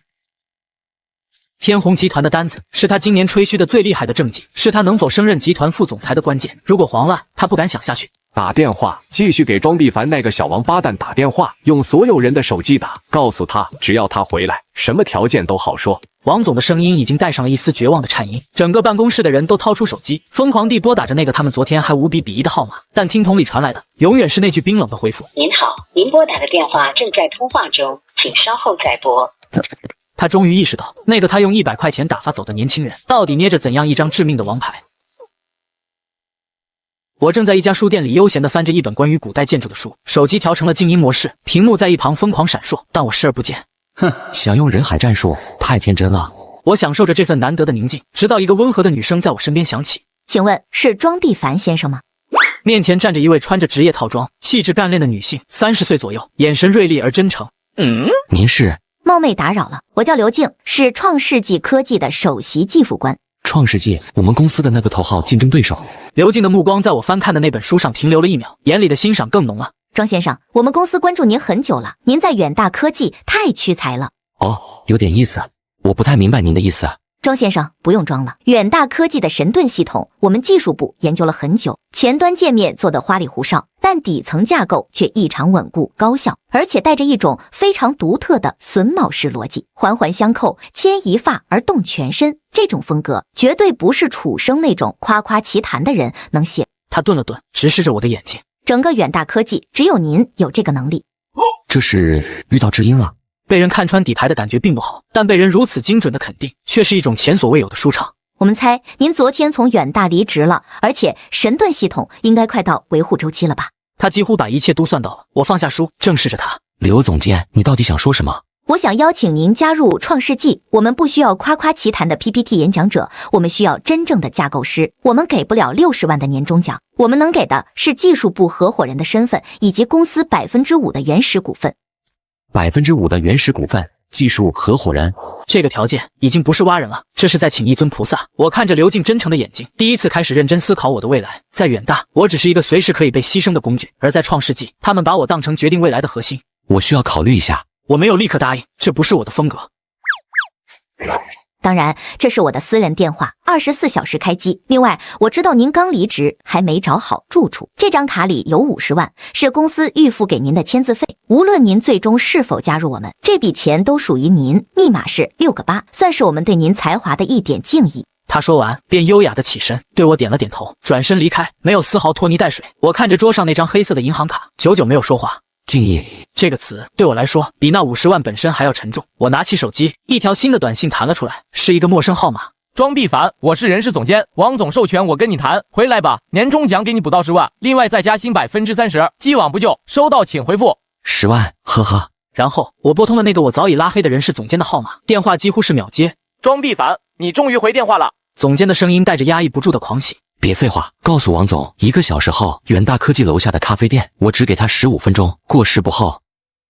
是时候做个了断了，我要让你们知道，有些东西错过了就永远回不来了。我悠闲地喝着咖啡，王总和人事总监几乎是连滚带爬地冲了进来。他看到我，眼睛一亮，3步并作2步冲到我面前。庄必凡，你可算肯见我了。王总，坐，你只有14分钟了。王总的脸色一阵青一阵白，但还是乖乖坐下了。庄必凡，之前是公司不对，是我不对，我向你道歉。年终奖的事是我糊涂了，我给你补上60万，不70万，只要你回来把系统恢复了，一切都好说。现在知道错了，用钱砸我，哼！王总，你知道我为什么要给系统起神盾这个名字吗？我不知道，因为我希望它能成为公司的盾牌，坚不可摧。但盾牌也需要持盾的人，你们把持盾的人扔了，现在反过来求这面盾牌，不觉得可笑吗？王总被我噎得说不出话。系统没有问题，它只是在执行我设定的最基本的安全协议，没有我的密钥，72小时一到，它就会自动锁定，保护数据不被非法访问。这不是破坏，这是保护。我每说一个字，王总的脸色就白一分。那密钥在我脑子里，那你快把它解开，钱不是问题。哼，王总，你好像没搞清楚状况。第一，我已经不是你的员工，我没有义务为你做任何事。第二，你觉得现在还是钱的问题吗？天弘集团的人应该还在你们会议室等着吧？这句话像一记重锤，狠狠砸在王总的心上，他脸上的血色瞬间褪尽。你怎么知道？我不仅知道，我还知道这份3000万的合同是你升任副总裁的敲门砖。可惜了。我当着王总的面按下了接听键，语气是我自己都意外的温和。喂，您好，刘总。庄必凡，考虑的怎么样了？我想我没有理由拒绝。我看着王总死灰般的脸，微笑着说：合作愉快。王总，15分钟到了，祝你好运。走出咖啡店，感觉阳光都明媚了几分。刘静的车就停在路边，我拉开车门坐了进去。决定了。不过我有个条件。请说。我要亲手拿下天弘集团的单子。我的眼神里闪烁着一种名为复仇的火焰。刘静愣了一下，随即笑了。有魄力，不过远大科技那边肯定会拼死阻挠，而且天弘的人凭什么相信我们能比远大做得更好？因为神盾系统本来就是有缺陷的。有缺陷，可它的架构是完美的，但应用层我留了个特殊的安全校验节点，这是当初开发时为了实时监测数据异常，防止他人恶意篡改系统，特意设计的应急校验机制。这个校验节点只有我作为核心开发者能识别和操作，王总和楚生只知道用系统生成光鲜的报表，压根不清楚背后还有这么一层安全保障，更不知道哪些数据可能存在异常波动。刘静看着我的眼神充满了震惊，但更多的是兴奋。他瞬间懂了我的计划。我明白了，你是想釜底抽薪，我要让王总不仅丢掉单子，还要让他身败名裂。我要让天弘集团知道，他们差一点就签下了一个金玉其外败絮其中的垃圾，而能拯救他们的只有我和我的新东家创世纪。计划不错，我马上联系天弘的向总，告诉他演示会有变，我们创世纪将给他一个巨大的惊喜。一个新的战场已经为我准备好了。王总失魂落魄地回到会议室，市场部总监张姐和一众高管立刻围了上来。怎么样，王总？庄必凡怎么说？王总嘴唇哆嗦着，一个字也说不出来。就在这时，会议室的大门被推开，天弘集团的项目负责人向总带着他的团队，面无表情地走了进来。王总，我们等了你2个小时，我想你们的演示可以开始了。王总一个激灵，连忙挤出比哭还难看的笑容。向总，实在抱歉，系统出了点小意外，马上就好。畜生，还愣着干什么？想办法！王总，我真的没办法啊！废物，一群废物！向总冷冷地看着这出闹剧，摇了摇头，拿出手机。既然王总这边还没准备好，那我们就先看看另一家的方案吧。向总您好，我是创世纪的刘静，我们已经到您楼下了，随时可以开始演示。创世纪怎么会是他们？向总故作惊讶地问。刘总监，你们也有类似的系统？我们没有神盾，但我们有苍穹，一个真正为天弘集团量身定制的绝对安全的系统。我们这就下来。向总看都没看王总一眼，带着团队转身就走。向总留步，再给我们一次机会。王总慌忙追了上去，却被向总的助理拦住。王总，请您自重。会议室的大门被关上，隔绝了王总绝望的哀嚎。楚生和一众高管面面相觑，脸上全是世界末日般的表情。他们知道远大科技彻底完了。天弘集团的临时会议室里，我和刘静站在投影幕布前，向总和他的团队坐在对面，表情严肃。庄先生，刘总监，你们说远大的神盾系统有缺陷，可有证据？当然。向总团队里的技术人员一看，立刻发出了低低的惊呼：这个数据流向不对。天，它的核心数据竟然有一个外部接口，而且是未加密的。我操作着键盘，调出了一个日志文件。向总，请看，这是神盾系统过去3个月的客户数据分析报表，也是王总给你们看过的版本。现在这才是真实的数据。那些漂亮的增长曲线立刻被打回原形，甚至有几项核心指标出现了明显的下滑。2个版本的报表数据差异在5%左右，不仔细对比根本看不出来。但对于天弘集团这种体量的公司来说，5%的误差足以导致数千万甚至上亿的决策失误。向总的脸色瞬间变得无比难看，他想起了王总那张信誓旦旦的脸，想起了那份差点就签下去的3000万合同。这就是你们的诚意？不，这只是证明我们的诚意是这个。一个全新的、界面简洁大气、逻辑清晰的系统展现在他们面前。苍穹系统，绝对的数据安全，100%的真实反馈，并且它的运算效率是神盾的3倍以上。最重要的是，它的所有权将完全属于天弘集团，我们只负责开发和维护。合同当场就签了，不是3000万，而是5000万，包含了系统开发、后期维护以及我们创世纪作为独家技术顾问的全部费用。签完字，向总紧紧握着我的手，感慨万千。庄先生，今天幸亏有你，你不仅是救了我们天弘，也是救了我自己。送走向总，刘静兴奋地给了我一拳。干得漂亮，庄必凡，你真是个天才。我笑了笑，心里那块压抑了3年的巨石终于彻底粉碎。回到创世纪的办公室，迎接我们的是全体员工的欢呼和掌声。我有些不适应这种场面，但心里却暖洋洋的。刘静当场宣布，我将正式成为创世纪的技术合伙人，并立即启动授予我5%原始股的法务流程。消息传开，整个行业都震动了。第2天，远大科技的股价应声跌停，董事会连夜召开紧急会议，王总被当场免职，并被要求赔偿因他决策失误给公司造成的一切损失。那个3000万的单子丢了，还惹恼了天弘集团，远大科技的资金链瞬间断裂。没过几天，就传出了破产清算的消息，公司的员工群里炸开了锅。听说了吗？王总被开除了，还要赔一大笔钱，活该！谁让他有眼无珠，为了个马屁精逼走了真正的大山。楚生呢？那个60万的年终奖是不是得吐出来？吐出来！我听说他被新来的清算组打了，腿都断了，现在人还在医院呢。真是报应啊！当初庄必凡走的时候，我还笑话他冲动，现在看来，人家那叫隔绝。我看着群里的聊天记录，面无表情地退出了群聊，一切都与我无关了。又过了几天，一个陌生的号码打到我手机上。喂，是庄哥吗？电话那头的声音卑微到了尘埃里，是楚生。有事？庄哥，我错了，我真的错了，我不该抢你的功劳，不该在老板面前说你坏话，你大人有大量，放过我吧。我现在工作也丢了，年终奖也被追回去了，还欠了一屁股债，我真的走投无路了。楚生，你抢我功劳的时候想过我的感受吗？你拿那60万的时候想得过我那100块吗？你现在走投无路，是你自己选的。别再给我打电话了。世界再次清静，没过多久，我又接到了一个电话，是王总打来的，他的声音苍老而颓废，完全没有了当初的意气风发。庄必凡，不，庄总，我知道错了，千错万错都是我的错。你看在我们曾经共事一场的份上，能不能跟天弘的向总说句好话？我下半辈子真的完了。我静静地听着，没有说话。庄总，我求求你，我给你跪下都行。跪下？你的膝盖就那么值钱吗？我终于开口，声音里不带一丝波澜。王总，当初你跟我说，公司要的是听话的兵，不是有能力的刺头。现在我告诉你，这个时代缺的从来不是听话的兵，而是能开疆拓土的将。你连兵和将都分不清，你的失败是注定的。挂断电话。1年后，创世纪科技成功上市，市值翻了50倍。作为技术合伙人和持股股东，我身价过亿。我站在自己宽敞明亮的办公室里，落地窗外是这座城市的繁华景象。在看什么？没什么，看看风景。新闻的配图是王总被法警押上车的照片，他头发花白，面容憔悴，比1年前老了20岁。我平静地划掉了新闻，刘静看着我，还在想以前的事。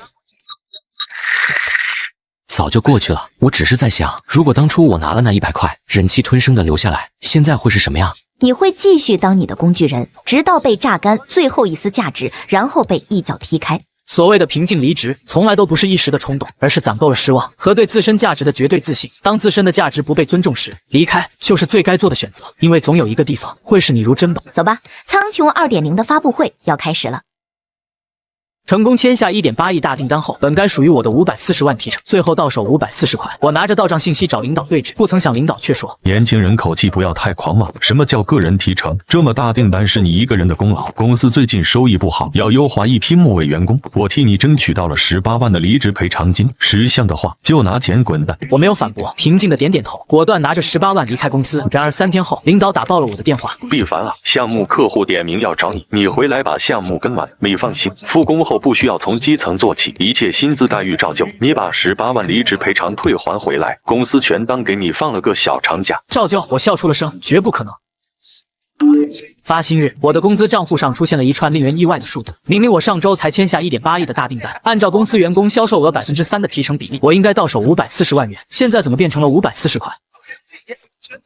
楚总，我的工资发错了。上周那个1.8亿的项目，公司应该发给我540万提成，可我只收到540块。您看能不能让财务帮我跟进一下？明天就周末了，这笔钱我约好了要付新房的尾款。公司财务不会弄错，你这个月就是这么多。不对啊，楚总，这合同上都写了，员工拿销售额的3%，我这个月的个人提成就应该是540万。公司之前一直都是按照这个标准来的，我底薪少，全靠提成，3000多块钱，在这座城市连吃半个月盒饭都不够。个人提成，年纪不大，口气倒挺大，装毕凡。你以为公司只用发你一个人的工资？知不知道多少同事都背着房贷车贷，他们不比你需要钱。1.8亿的订单，就凭你一个小年轻能谈下来，那是全部门共同努力的结果。别跟我在这里扯什么个人主义，公司不是做慈善的。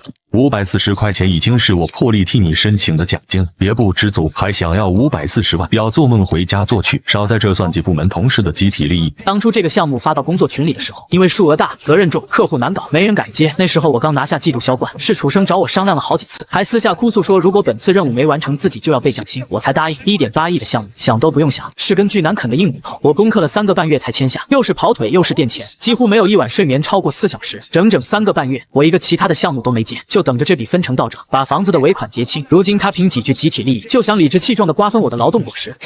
别的员工关我屁事，我只要自己的那份提成。如果你不给我解决，我就直接上报最高管理层。威胁我？我看你是不想干了，不想干就给我滚蛋。正好公司要优化一批末位员工，你这个月绩效不合格，现在就给我去领你的赔偿金走人。公司不需要你这样自私的利己主义。楚生的怒吼透过玻璃传到众人耳朵里。财务，给他按最高规格赔偿18万，让他给我彻底消失，永不复用。1.8亿的项目就给18万赔偿金，活该！谁让他的咋？每次都抢销冠，咱们都多久没拿过奖金了？就是那客户可是出了名的难搞，80%是公司发现他用了什么见不得人的手段。我拿下了1.8亿项目，却被18万打发滚蛋。这件事情像一个笑话一样，短短几分钟在公司传播开来，无一例外，最后都变成了对我的嘲笑和幸灾乐祸。但是你们不知道我为了这个项目付出了多少，又得到了多少。现在让我走，那到时候就必须求着我回来。可以。财务赵姐是我从入职公司前就认识的老朋友，此刻从同事手里接过那张辞退通知，为我担心不已。庄必凡，你想好了吗？这件事楚总不占理，你不再向管理层争取。赵姐，没事。我没有愤怒，没有怨气，甚至没有对辞退通知上苛刻的条例提出任何质疑，因为不论如何，他们还要求着我回来。这些条件到时候会像回旋镖一样抽在他们的脸上。走出财务室，我的工位居然已经被收拾得一干二净，所有东西都被楚生命人装进了一个小小的纸箱，就连我平时养在窗边的那盆迷你发财树，也被好心同事折断了根，歪歪扭扭的塞到了箱子的缝隙里。在公司干了10年，从我手里签下的100万订单、1000万订单不计其数，我曾天真的相信了楚生一次又一次的空口支票、涨底薪、优秀员工、分红，到头来却混得被扫地出门的下场。有的人集体感和奉献精神为零，业务能力再强有什么用？自私自利，不择手段。公司难道是为你一个人开的？装逼凡已经被清退，希望大家引以为戒，把公司当成家，把部门同事当成家人看待，不要试图算计集体利益。谢谢老大，我这个月拿下22万提成，下午请大家喝星巴克。收到，楚总，跟着楚总有肉吃。这个月我的提成也有15万，我给今晚加班的同事们订夜宵。群里欢天喜地庆祝，昔日表面和善的同事们，此刻嘴脸丑陋地瓜分着他们捡漏白得的这份高额提成，一副胜利者的姿态，整整540万。楚生只是拿出一点甜头，就买走了他们的忠诚。楚生说公司离了谁都能转，可他不知道的是，在我离开的那一刻，他就已经把自己在这个公司的最后一点用处亲手拔除。他开除我是自毁前程，而他让我领走18万离职赔偿金，就是自断后路。这是我几天前订的三亚最豪华的度假酒店，是我准备付完新房全款后奖励自己的。接下来我只需要在三亚好好享受几天阳光沙滩。几天后，楚生不再是执旗手，他的自以为是将会被残酷的商场彻底瓦解。他吞下我的每一分钱，最终都得连本带利还回来。不出所料，就在我享受三亚日光浴的第3天。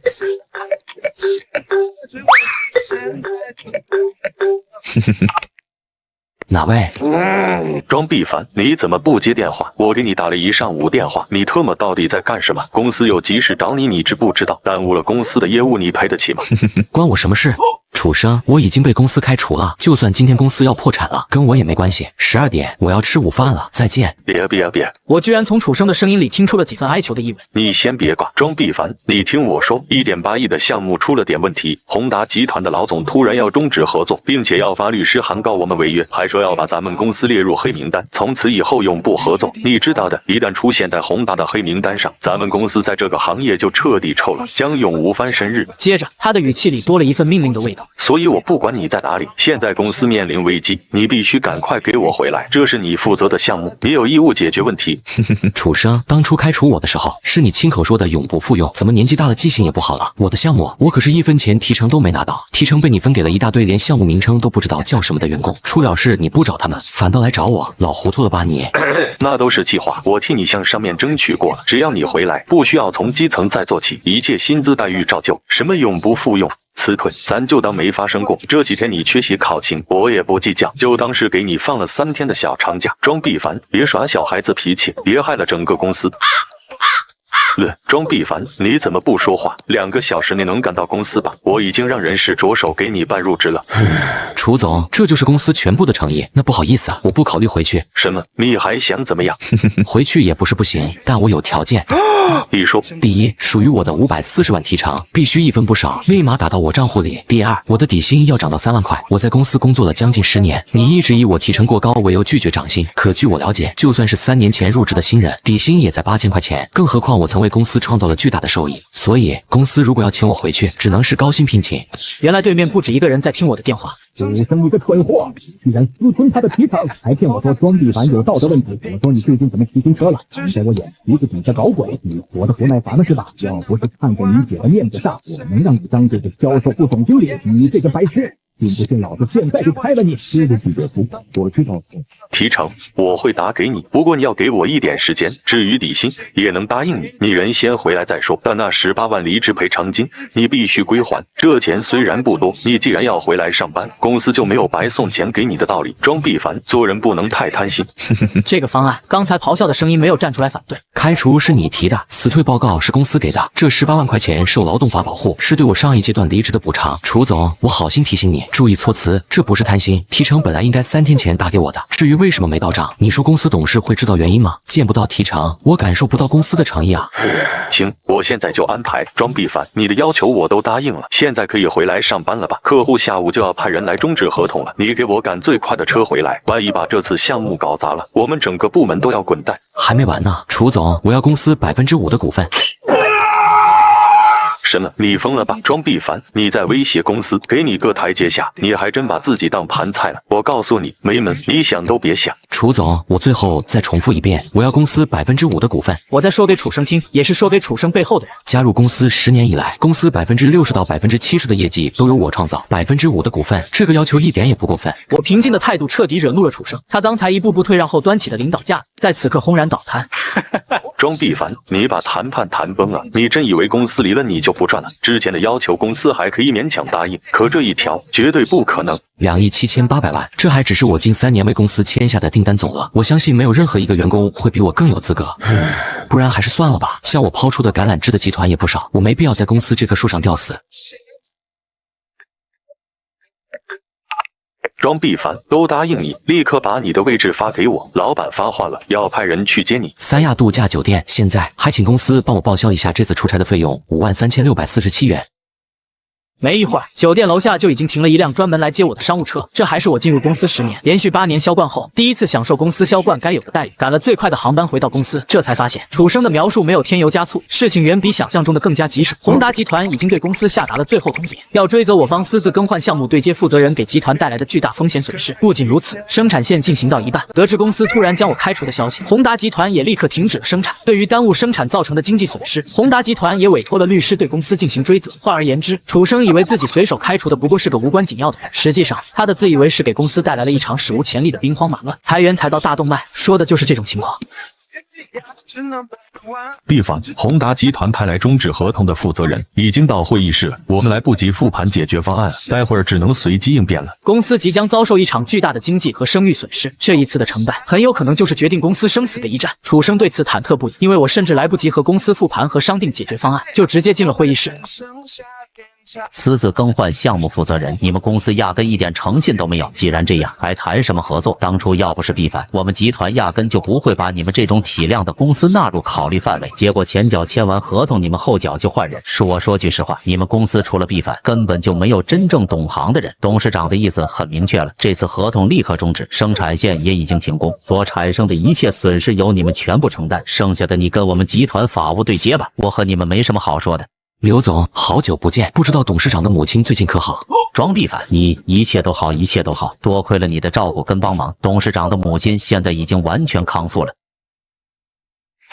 刘总，我现在已经复职，我承诺很长一段时间不会离职，绝不会耽误跟贵集团的合作。听说生产线是昨晚停的，我们公司愿意承担本次耽误生产的所有损失，还请您看看这份新调整的方案，包您满意。新方案是我在三亚度假期间就重新做好的，因为我早就预料到合同上和实际对接的负责人不同，宏达集团这样的行业巨头最注重细节，肯定不肯放过任何可能存在的风险。与其编造各种理由来欺骗他们，不如直接掏出真心。楚生就是犯了这点致命的错误，签订的合同半途换人，随便一个小公司都不会罢休，更何况是宏达。我就说你们公司再也找不出第二个像庄必凡这样的，我们集团要的不过是一个专业的业务能力和诚信的态度。在挑选合作伙伴上，宏达从不冒险。短短几分钟，我的出现就把这场即将翻船的合作挽留回来。什么情况？你是怎么逆转刘总态度的？跟董事长的母亲又有什么关系？这次挽回成功不是偶然，而是我在3个半月前就积攒下的信源。当初各大公司都在竞标，正好宏达董事长的母亲摔了一跤，并且因此查出了骨瘤，是我连夜飞到国外，短短半天就把治疗骨瘤最权威的医生预约到手，这才赢得了加分，而且到医院帮忙跑腿，可以说是已经和宏达董事长建立了良好的私人关系。这也是我反击的底气所在。公司不是离了谁不行，而是宏达项目离了我就是不行。楚总，现在该坐下来谈谈股份协议的细节了吧？见他又一次支支吾吾，我明白公司又要做什么幺蛾子，大概率是觉得能拖就拖，拖到宏达项目完成后再一把把我踢开。庄必凡，你这是什么意思？徐总眉头微蹙，就像2年前我不满楚生拒绝给我加薪，好来找他说理时的表情一样。徐总，口头支票的亏我已经上当了太多次了，您让一个连高中都没毕业的小舅子来当销售部总经理的事，要是被捅到董事们耳朵里，您觉得您这个总经理还能当得安稳吗？什么小舅子，我听不懂。庄必凡，股份的事不是我一个人说了算的，需要所有董事会成员点头。你就是威胁我也没用，这件事我会给你办的，但什么时候办好那可不一定。怪不得之前答应的那么顺，原来在这等着我呢。如我所料，他们还是准备使用拖字诀。徐总，去年全体员工大会上，董事会已经投票通过了我成为公司第一个拥有股份的员工，是楚生做局害我丢了订单，这才被撤销。我只是要回属于自己的东西。徐总，您觉得是我心甘情愿留在公司创造业绩划算，还是应该拿着微薄的底薪只做一些分内的事情呢？你先出去吧，我和董事会沟通一下。庄必凡，我为我之前的所作所为道歉。之前答应你的底薪和股份会立刻执行，下周的股东大会上，徐总会当场宣布。庄必凡，我那间办公室就归你了。徐总说资源要留给有用的人，从今天开始我就到你的这个工位上工作。看来徐总做出了理智的选择。牛逼啊，庄必凡，就这么让老板请回来了。刚才我听朱总说什么股份，庄必凡该不会要成为第一个持股的员工吧？我天，羡慕死了。得了吧你，人家被赶走的时候你还幸灾乐祸呢，现在变脸倒是挺快。讨论声此起彼伏，我全部收入耳中。直到此刻，我的反击已经全部完成，工作在平稳有序中推进。我本以为自己的一切计划可以在按部就班中完成，只是没想到我的反击结束了。不甘心的楚生又开始作妖了。曾经的财务主管赵姐莫名被辞退，新上任的是一个叫楚芳的中年女人。新官上任3把，我是被她挑选，用来杀鸡儆猴的第一个对象，针对的是我去三亚的3天报销。楚姐，我这个报销审批怎么被驳回了？你这个票据粘贴的不规范啊，而且怎么只有去的机票没有返程的机票，订的还是头等舱，酒店也不对啊。公司规定酒店标准不能超过1000元，你这一间都上万了，肯定不能通过啊。你是股东，公司的盈利就是你的收入，每天白躺着赚钱，还要跟员工们抢额度，没法报销。楚姐，你这么说就不对了。我计划是用我自己的钱度假的，只是公司给我报销是作为我回来帮忙的其中一个条件，而且返程是公司提供的服务，我没法提供票据。那我不管，根据财务规定，你这就是没法报，到哪儿都报不了，你自己看看怎么处理这事。不仅如此，带着公司 IP 定位的几个账号突然开始大规模网暴，穷疯了吧？把公司羊毛往死了薅啊！他不是做假账骗公司的钱洗钱，这事情严重了。查到了，这货才占了5%的股份，装什么大尾巴狼呢？正常报销你不走，你偏要超预算，还说没有脏心眼。这几个账号一带节奏，网友们立刻跟风，网络上铺天盖地的抹黑越来越多，有言语激烈的甚至提到了我的家人。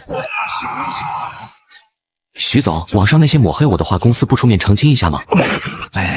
必凡啊，网上的事情我们也管不了啊。公司一旦出面澄清，很有可能带来无法控制的负面影响，你就忍忍吧，忍忍就过去了。网上的东西一天一个样子，明天说不定就没了。换做以前，我可能会忍气吞声，自己想办法解决。可自从经历了上次的事情，我越来越明白，一味的忍让解决不了任何问题，只能争取。刘总，我们合作的这个方案，我认真看了下，有几个漏洞需要协调，您看是不是给我们几天时间调整调整？庄必凡，你这个疯子，快点撤回！我现在就给你报，这都是公司的大客户，得罪不起，你快把群聊解散。可惜已经晚了，刘总已经做了回复。没问题，必凡，你看着来，我们充分信任你。把你那些小动作给我收收，庄必凡的报销放在首位，立刻执行。电话那头好像是抱怨了几声，看着徐总的脸色和神情，我顿时明白了，这楚芳其实根本就是徐总的妻子。这是徐总第2次在公司任人唯亲，我要求再三，可徐总只愿意给我报销，不愿意替我出面澄清，说是会引起董事会的不满。可网友的骂声却没停止，无奈我只能自己开了一场直播。我为公司创下年均8000万的收入，公司却给我18万赔偿金让我滚蛋，项目出了问题才让我回来担责，现在答应的报销也不给我走。我把从前受到的不公正的待遇一股脑全部倒了出来。这下网友们彻底坐不住了，风向很快转变，很多打工人感同身受。楚芳、楚生、徐总的关系很快被网友人肉出来，董事会这才知道，原来曾经的销售部总经理是个连高中都没读完的无业青年，如今的财务主管半个月前还是家庭主妇，两人都是伪造了学历后被徐磊塞进来里的，一切水落石出。董事会震怒，徐磊的总经理职位当场被罢免，楚芳、楚生被革职，众人纷纷推荐我成为新一任总经理，我没同意。在完成了宏达的项目后，将一封早就准备好的辞职信发到了公司邮箱。一切尘埃落定后，新的橄榄枝向我抛了出来。之前合作过的宏达集团董事长问我要不要去他们公司，我说想暂时去国外留学，等学成归来，给集团一个能力更加的装逼粉。董事长爽朗的答应了，还和我约定2年后一定要兑现承诺。连轴加班大半月，我签下1000万大单，前脚踩进公司大门，后脚就被人事柳如烟拦住。庄必凡，迟到2小时，1分钟扣500，这6万块就当是给你一个教训。我皱眉解释，销售随时需要见客户，没法按时打卡。柳如烟却用嘲讽的眼神打量我。销售了不起，这么晚约客，谁知道你是靠什么手段拿下订单的？公司的风气就是被你这种人带坏了，无规矩不成方圆，以后上下班必须打卡。于是当大客户和我约时间签合同的时候，我直接拒绝。老板气急败坏地冲过来质问我，慢条斯理地甩出那份新出炉的规章制度。不好意思，现在是下班时间，客户现在要签合同，让他等着吧。凡哥早，听说张总的单子签下来了，销冠就是牛。走进公司，同事们纷纷向我道喜。刚坐下，公司群的信息响了，是柳如烟在群里喊话：为了完善公司规章制度，我决定严抓迟到早退。从今天开始，迟到早退的人需要罚款。柳如烟还发出了迟到的名单，名单上我一个人的名字显得格外显眼。庄必凡，你迟到早退最严重，今天足足迟到了2个小时，1分钟扣500块，2小时就是6万块，就当是给你一个教训，下次不要再迟到了。我不可置信地看着这行字。6万块，我签下这个大单，所有的奖金也才6万块，一次迟到竟然就全扣光了。迟到1分钟罚款500块，会不会太夸张了？装逼凡可是销冠，销冠也要按时上下班，所有人必须准时打卡，不然奖金扣光。柳如烟是空降到公司的，大家都知道她是关系户，没有人敢得罪她。柳如烟，我之前连续熬了2个通宵做方案，昨晚又陪客户吃饭喝酒到半夜，所以今天才会晚到。要是按你说的上下班准时打卡，我以后还见不见客户了？柳如烟却直接拿出一份她新定好的规章制度。看好了，王总都同意了我定下的规定，你有什么问题自己克服。还有，我们是正规公司，大半夜陪客户，是喝酒还是做别的，谁知道呢？客户又不是我想什么时候见就什么时候见的。作为一个专业的销售，只要客户有需求，无论在做什么都得第一时间响应。就拿这次的张总来说，他对方案有一点不满意，我半夜爬起来连夜修改。他说昨晚有空，我立马订好他偏爱的饭店。张总爱喝酒，我就带着几个能喝的员工陪着他们喝到半夜。签下合同固然是因为方案合他心意，但我这份十足的诚意也是促成合作的关键。你什么意思啊？昨晚陪张总吃饭的人又不止我一个人，你要是认为我用了不合规的手段，就拿出证据来，不然我告你诽谤。但没多久，我就被王总叫进了办公室。毕凡啊，我知道你这次辛苦了。如烟年纪小说话直，你多包容一下，不要为难他。我还以为他是个明事理的领导，可他竟然任由柳如烟胡闹。柳如烟分明是在败坏我的名声，他这样乱说，对公司的形象也有不好的影响。而且我弹性上下班公司一直都是允许的，他凭什么1分钟扣我500块？行了，如烟也是为了公司着想，你以后做事严谨一点，别做些让人误会的事。至于扣钱，你迟到本来就是不对，公司以前不计较那是公司大度，不代表你没问题。我昨晚陪客户喝酒到半夜，王总你是知道的。为了签下这个合同，我已经连续半个月加班，甚至还熬了几个通宵。之前王总你答应的，这个单子成了，给我6万块钱奖金。现在倒好，我不过是晚来了2个小时，奖金就全给我扣光了。王总脸色一沉，看向我的眼神里都是不满。庄必凡，你搞清楚，这是公司的规定，你作为员工，好好配合就行了。我看着他明显偏袒柳如烟的样子，冷笑不止。公司的规定就是销售也要准时按时上下班，迟到1分钟扣500块，是所有人都这样，还是故意针对我？庄必凡，你是签了大单就觉得自己了不起了是吧？连我的话都不听了，别仗着自己是销冠就觉得可以为所欲为。你要不是靠公司这个平台，谁会多看你一眼？年轻人要懂得感恩。我转身走出办公室，就看见柳如烟踩着高跟鞋走了过来，哒哒哒的声音仿佛在向我宣告她的胜利。庄必凡，我也是为了公司着想，你不会不想配合吧？下次注意，再扣钱你可就要倒欠公司钱了。所有人都看向了我，眼神里有同情，有不解，也有幸灾乐祸。行，以后我一定遵守规定，保证准时上下班。干销售这些年，我对客户的事项来尽心，手里才攒下不少重要资源。为了维护这些客户，我倾尽心血，才换来他们的信任。可王总一句话，就把我的所有努力全归结为背靠平台的功劳。既然如此，我也不必再拼尽全力。转眼就到下班时间，我准时打卡走人，同事们都满脸难以置信。毕竟从前的我从来没有准时下过班，我却觉得这样挺好。以前为了随时服务客户，昼夜颠倒，3餐不定，如今朝10晚6，反而让我作息规律了。第二天一大早，大客户徐总的助理小黎给我打来了电话。徐总这几天的行程都排满了，就早上有2个小时空闲时间。徐总看了你的方案，觉得很感兴趣，不如你现在亲自过来跟徐总详细介绍一下。悦腾科技的徐总日理万机，我约了好多次都没能见上面，但我没放弃，从他的助理身上找突破口，总算让徐总抽出空看了我的方案。换做往常，我肯定二话不说立刻赶过去，但今天我只能遗憾回绝。抱歉，马上就到上班时间了，我们公司不允许迟到，我现在过去的话，肯定赶不上上班打卡了。你还需要打卡？公司规定，迟到1分钟扣500块，我昨天已经被扣了60000，再扣下去我就要付费上班了。多少？1分钟500？你们公司是小缅甸吧？过了一会儿，他又发消息给我，徐总问你要不要考虑来我们的公司，徐总很看好你的能力，你来的话待遇翻倍，而且不用打卡。我刚好也有换个环境的想法，回复小李。好，我会考虑。到了公司，我准时打了卡，但我一坐下，王总就怒气冲冲地走进来，朝我吼道：“庄必凡，你怎么回事？徐总想跟你签合同，你怎么不去？不就是昨天罚了你，你就故意给我闹幺蛾子是吧？”我去不了，我要是去见王总，肯定会迟到。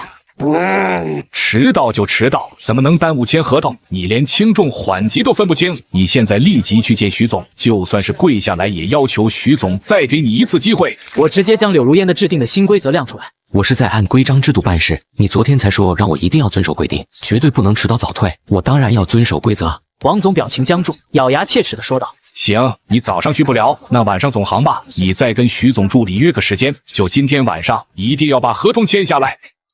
还是不行，王总你忘了，6点过后我就下班了。下班没见到客户，你凭什么下班？装逼烦，耽误了签合同，你信不信我现在就开了你？哼，准时上下班不是你们说的吗？我都准时上班了，当然也要准时下班，不然你也付我1分钟500的加班费。王总气得脸色铁青，2只眼睛凶狠地瞪着我。装逼烦，你别以为公司非你不可，没有你，徐总的单子别人一样可以签下来。那就拭目以待。王总却以为我在笑话他，直接当着我的面将柳如烟调到了销售部。只要谁能拿下徐总的单子，奖金10万，而且可以晋升为销售总监。王总，我一定会好好珍惜这个机会。王总十分满意，夸赞道：长江后浪推前浪，年轻人又干劲又听话，将来前途一片光明。至于某些消极怠工的人，最好想清楚，这么好的平台是公司给你的，要懂得感恩，要知恩图报，不要有点小成绩就骄傲自满。我心中冷笑，王总这个人最喜欢扑为员工，我也不想继续受气，直接向公司提交了离职申请。离职申请交到人事部门，柳如烟马上就知道了。装逼烦，算你识相，知道公司没有你的位置，就麻利的滚了。不过你手上的那些客户资料和方案可都是公司的，你不许带走，必须全部交给我。我无所谓，任由他将资料都转走，但他不知道，想要跟这些客户签单，可不是靠着这些冷冰冰的资料就可以的。柳如烟开始积极的接洽我之前对接的客户，用他那甜的发腻的声音跟客户讨巧卖乖。哎呀，李助理，徐总今天能不能和我见一面呢？没时间啊，那明天呢？不行的话后天也行。季总，我这里有个非常好的方案，您要不要看一看？什么？装逼烦，他工作做得不好，已经被开了。您看看我的方案，我可是我们公司未来的销售总监。柳如烟打了无数个电话，却连一个愿意见他的客户都没有。见到正在收拾东西的我，他气急败坏地骂道：装逼烦，是不是你做了什么手脚？一定是你见不得我好，所以故意让客户不见我。你有没有脑子？客户是我什么人？为什么要听我的？我劝你还是想想他们为什么要见你吧。未来的销售总监。他不甘心的又给徐总那边打电话，电话里却传来了小李不耐烦的声音：这个方案我们徐总只跟装逼烦谈，你别打电话过来了，什么都不懂，跟你说也是浪费时间。柳如烟红着眼睛进了王总的办公室，但在客户面前，王总也没有办法，尤其是原本几个有意向的合作都没有继续推进之后，他也着急了起来，召开了紧急会议，却故意支开了我。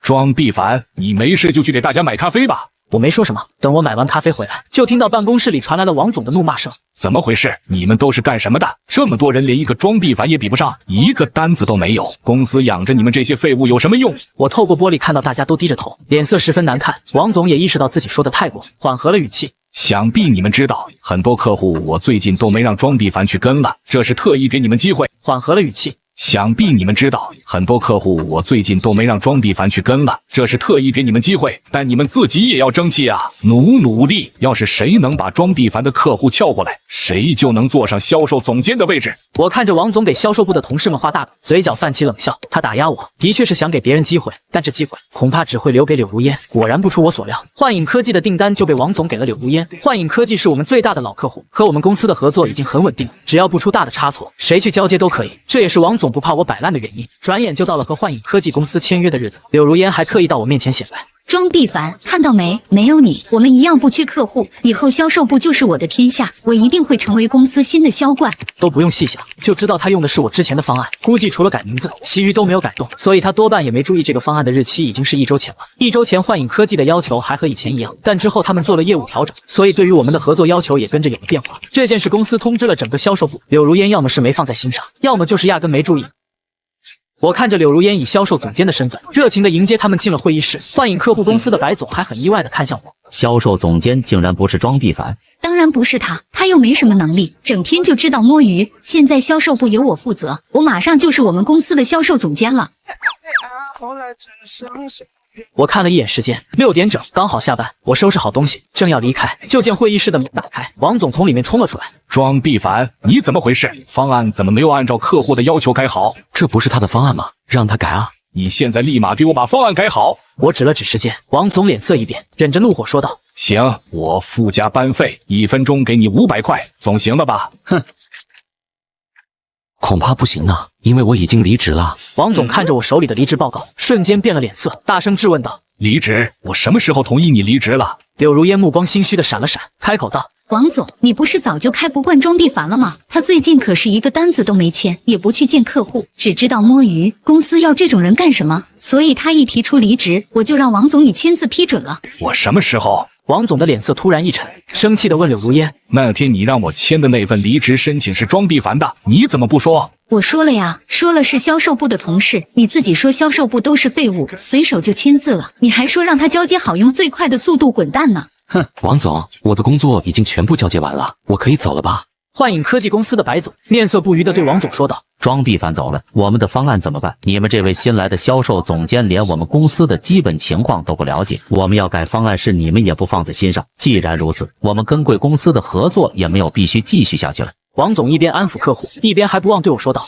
庄必凡，我没让你走，幻影科技公司的方案原本是由你负责的，你必须改好。”呵呵，王总，幻影科技公司的订单不是早就被你交给柳如烟了吗？跟我有什么关系？离职流程我都已经走完了，合理合规。我已经不是你的员工，你别想要求我做任何事。白总不耐烦地催促王总：“看来贵公司没人能改好这份方案，那合作就到此为止吧。”这次是意外，是人事变动没有事先安排好，我马上协调好，保证做出让你们满意的方案。情况紧急，王总只能黑着脸向我道歉。庄必凡，这次的确是我的安排有误，离职的事我就当你没有提过。只要你能把方案改好，有什么要求你尽管提。安排有误，要求我必须按时打卡上下班，迟到1分扣500块，把我的奖金都扣光。这些难道王总都不知道吗？不是王总你自己说的，这都是公司的规定，让我服从吗？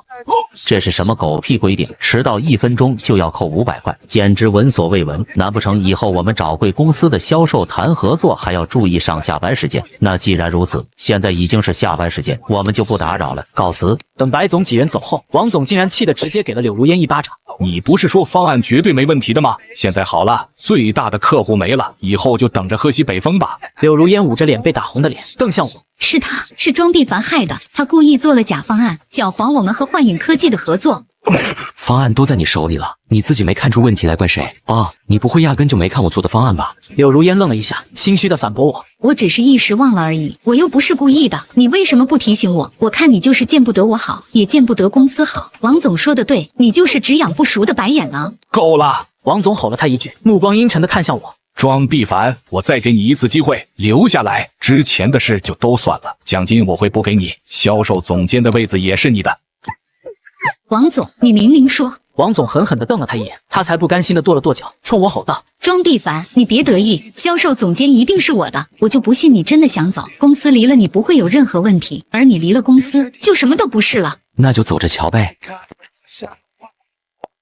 离开公司后，我并非如柳如烟所说的一无是处。除了悦腾科技徐总抛来的橄榄枝，猎头的邀约也接连不断，好几家公司都想挖我，开的待遇远比之前优渥。稍作修整后，我选了一家最合心意的公司，虽然是规模不大的初创公司，但它的企业文化却让我很感兴趣。尤其是面试的时候，负责人跟我说那句话：“放手去干，公司做你的后盾，公司和你们一起成长。”这就是我想要的平台。正当我为入职新公司做准备时，网上突然掀起一场针对我的讨伐。原来是有人匿名发帖，说原公司倾尽所有资源将我培养成销冠，而我却忘恩负义，不仅跳槽到对家公司，还挖走了公司的员工和客户资源。帖子写的有板有眼，虽没指名道姓，但字里行间的细节，明眼人都能看出指向的是我。我走后，原公司确实流失了大批客户，毕竟这些资源本就是我一手谈下来的，没了我维护，他们不愿合作也很正常。至于员工离职，那就与我毫无关系了。据前同事透露，我离开后，销售部的日子过得格外难熬。凡哥，你是不知道，现在没有客户，我们天天被王总骂得狗血淋头。这就算了，可我们好不容易快要谈下来的订单，只要被柳如烟盯上，转眼就被王总要求给柳如烟。你说这凭什么？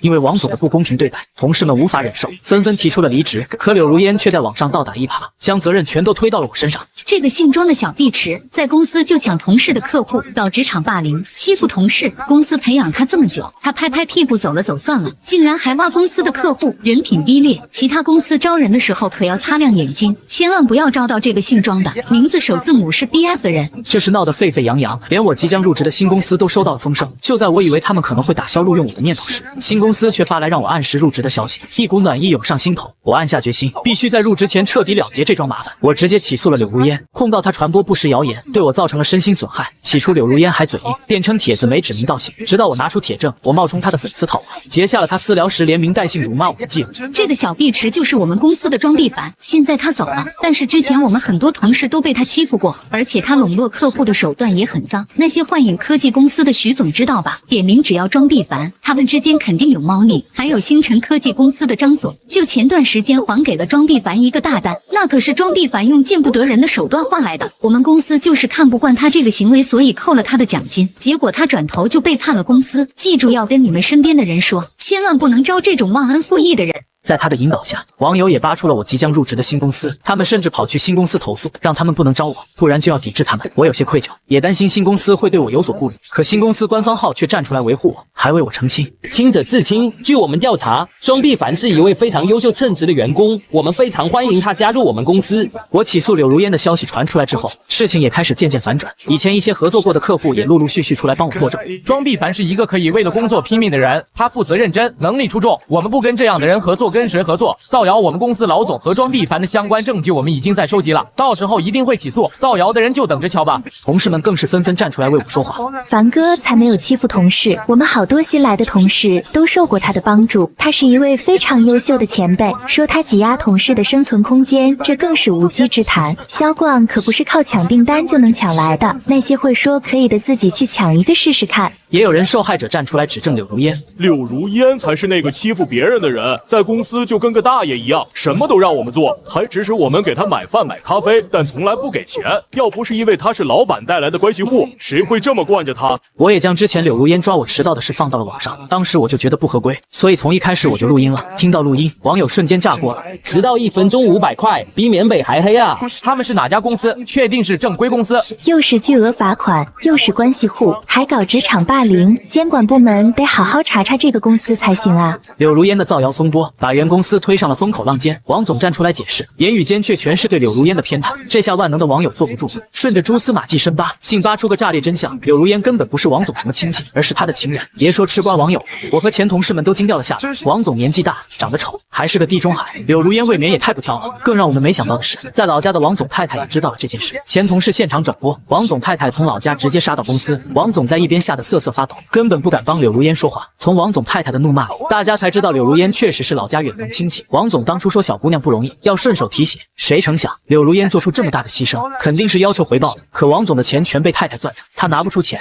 只能从别处想办法，比如找借口克扣员工奖金，比如空口许诺给柳如烟升职。经这么一闹，前同事们纷纷核对工资条，这才发现个个都有问题。再往下查，更是牵扯出公司财务，原来财务早就被王总收买，帮他做了假账。最后，王总和财务被立案调查，柳如烟不仅被公司开除，背上了官司，还被王总太太告上法庭，要求返还挪用的夫妻共同财产。钱虽不多，王总太太却分文必争。柳如烟长得漂亮，却不聪明，偏偏她自己也好逸恶劳，不走正道，所以注定不会有什么好结果。而我如今在新公司干得风生水起，新公司的老板更看重员工的能力，所以当我在半年内就干到销冠时，别说迟到，就算我上班睡觉，老板也只会把我叫醒。怎么在这里睡觉？办公桌是睡觉的地方吗？还不快去我办公室睡！办公室的沙发软，还有被子，你可是我的财神，千万别着凉了。我迷迷糊糊的将一份文件拿出来扔给老板，这是 A 科技公司的合同，别忘了签字。熬了3个通宵，我现在要睡觉，3个小时内不要吵我，不然我分分钟离职。老板立即如临大敌，亲自替我拉开办公室的门，然后小心翼翼地关上门，回头对其他人下达了指令：所有人保持绝对的安静，然后带上你们的东西，直接下班。同事们无声欢呼，纷纷闪人。我睡了一觉起来，才发现公司已经空了，桌上有老板给我提前点好的饭菜，还有签好的合同，而手机也响了起来，又有客户找我。哎，这就是销冠的苦恼啊！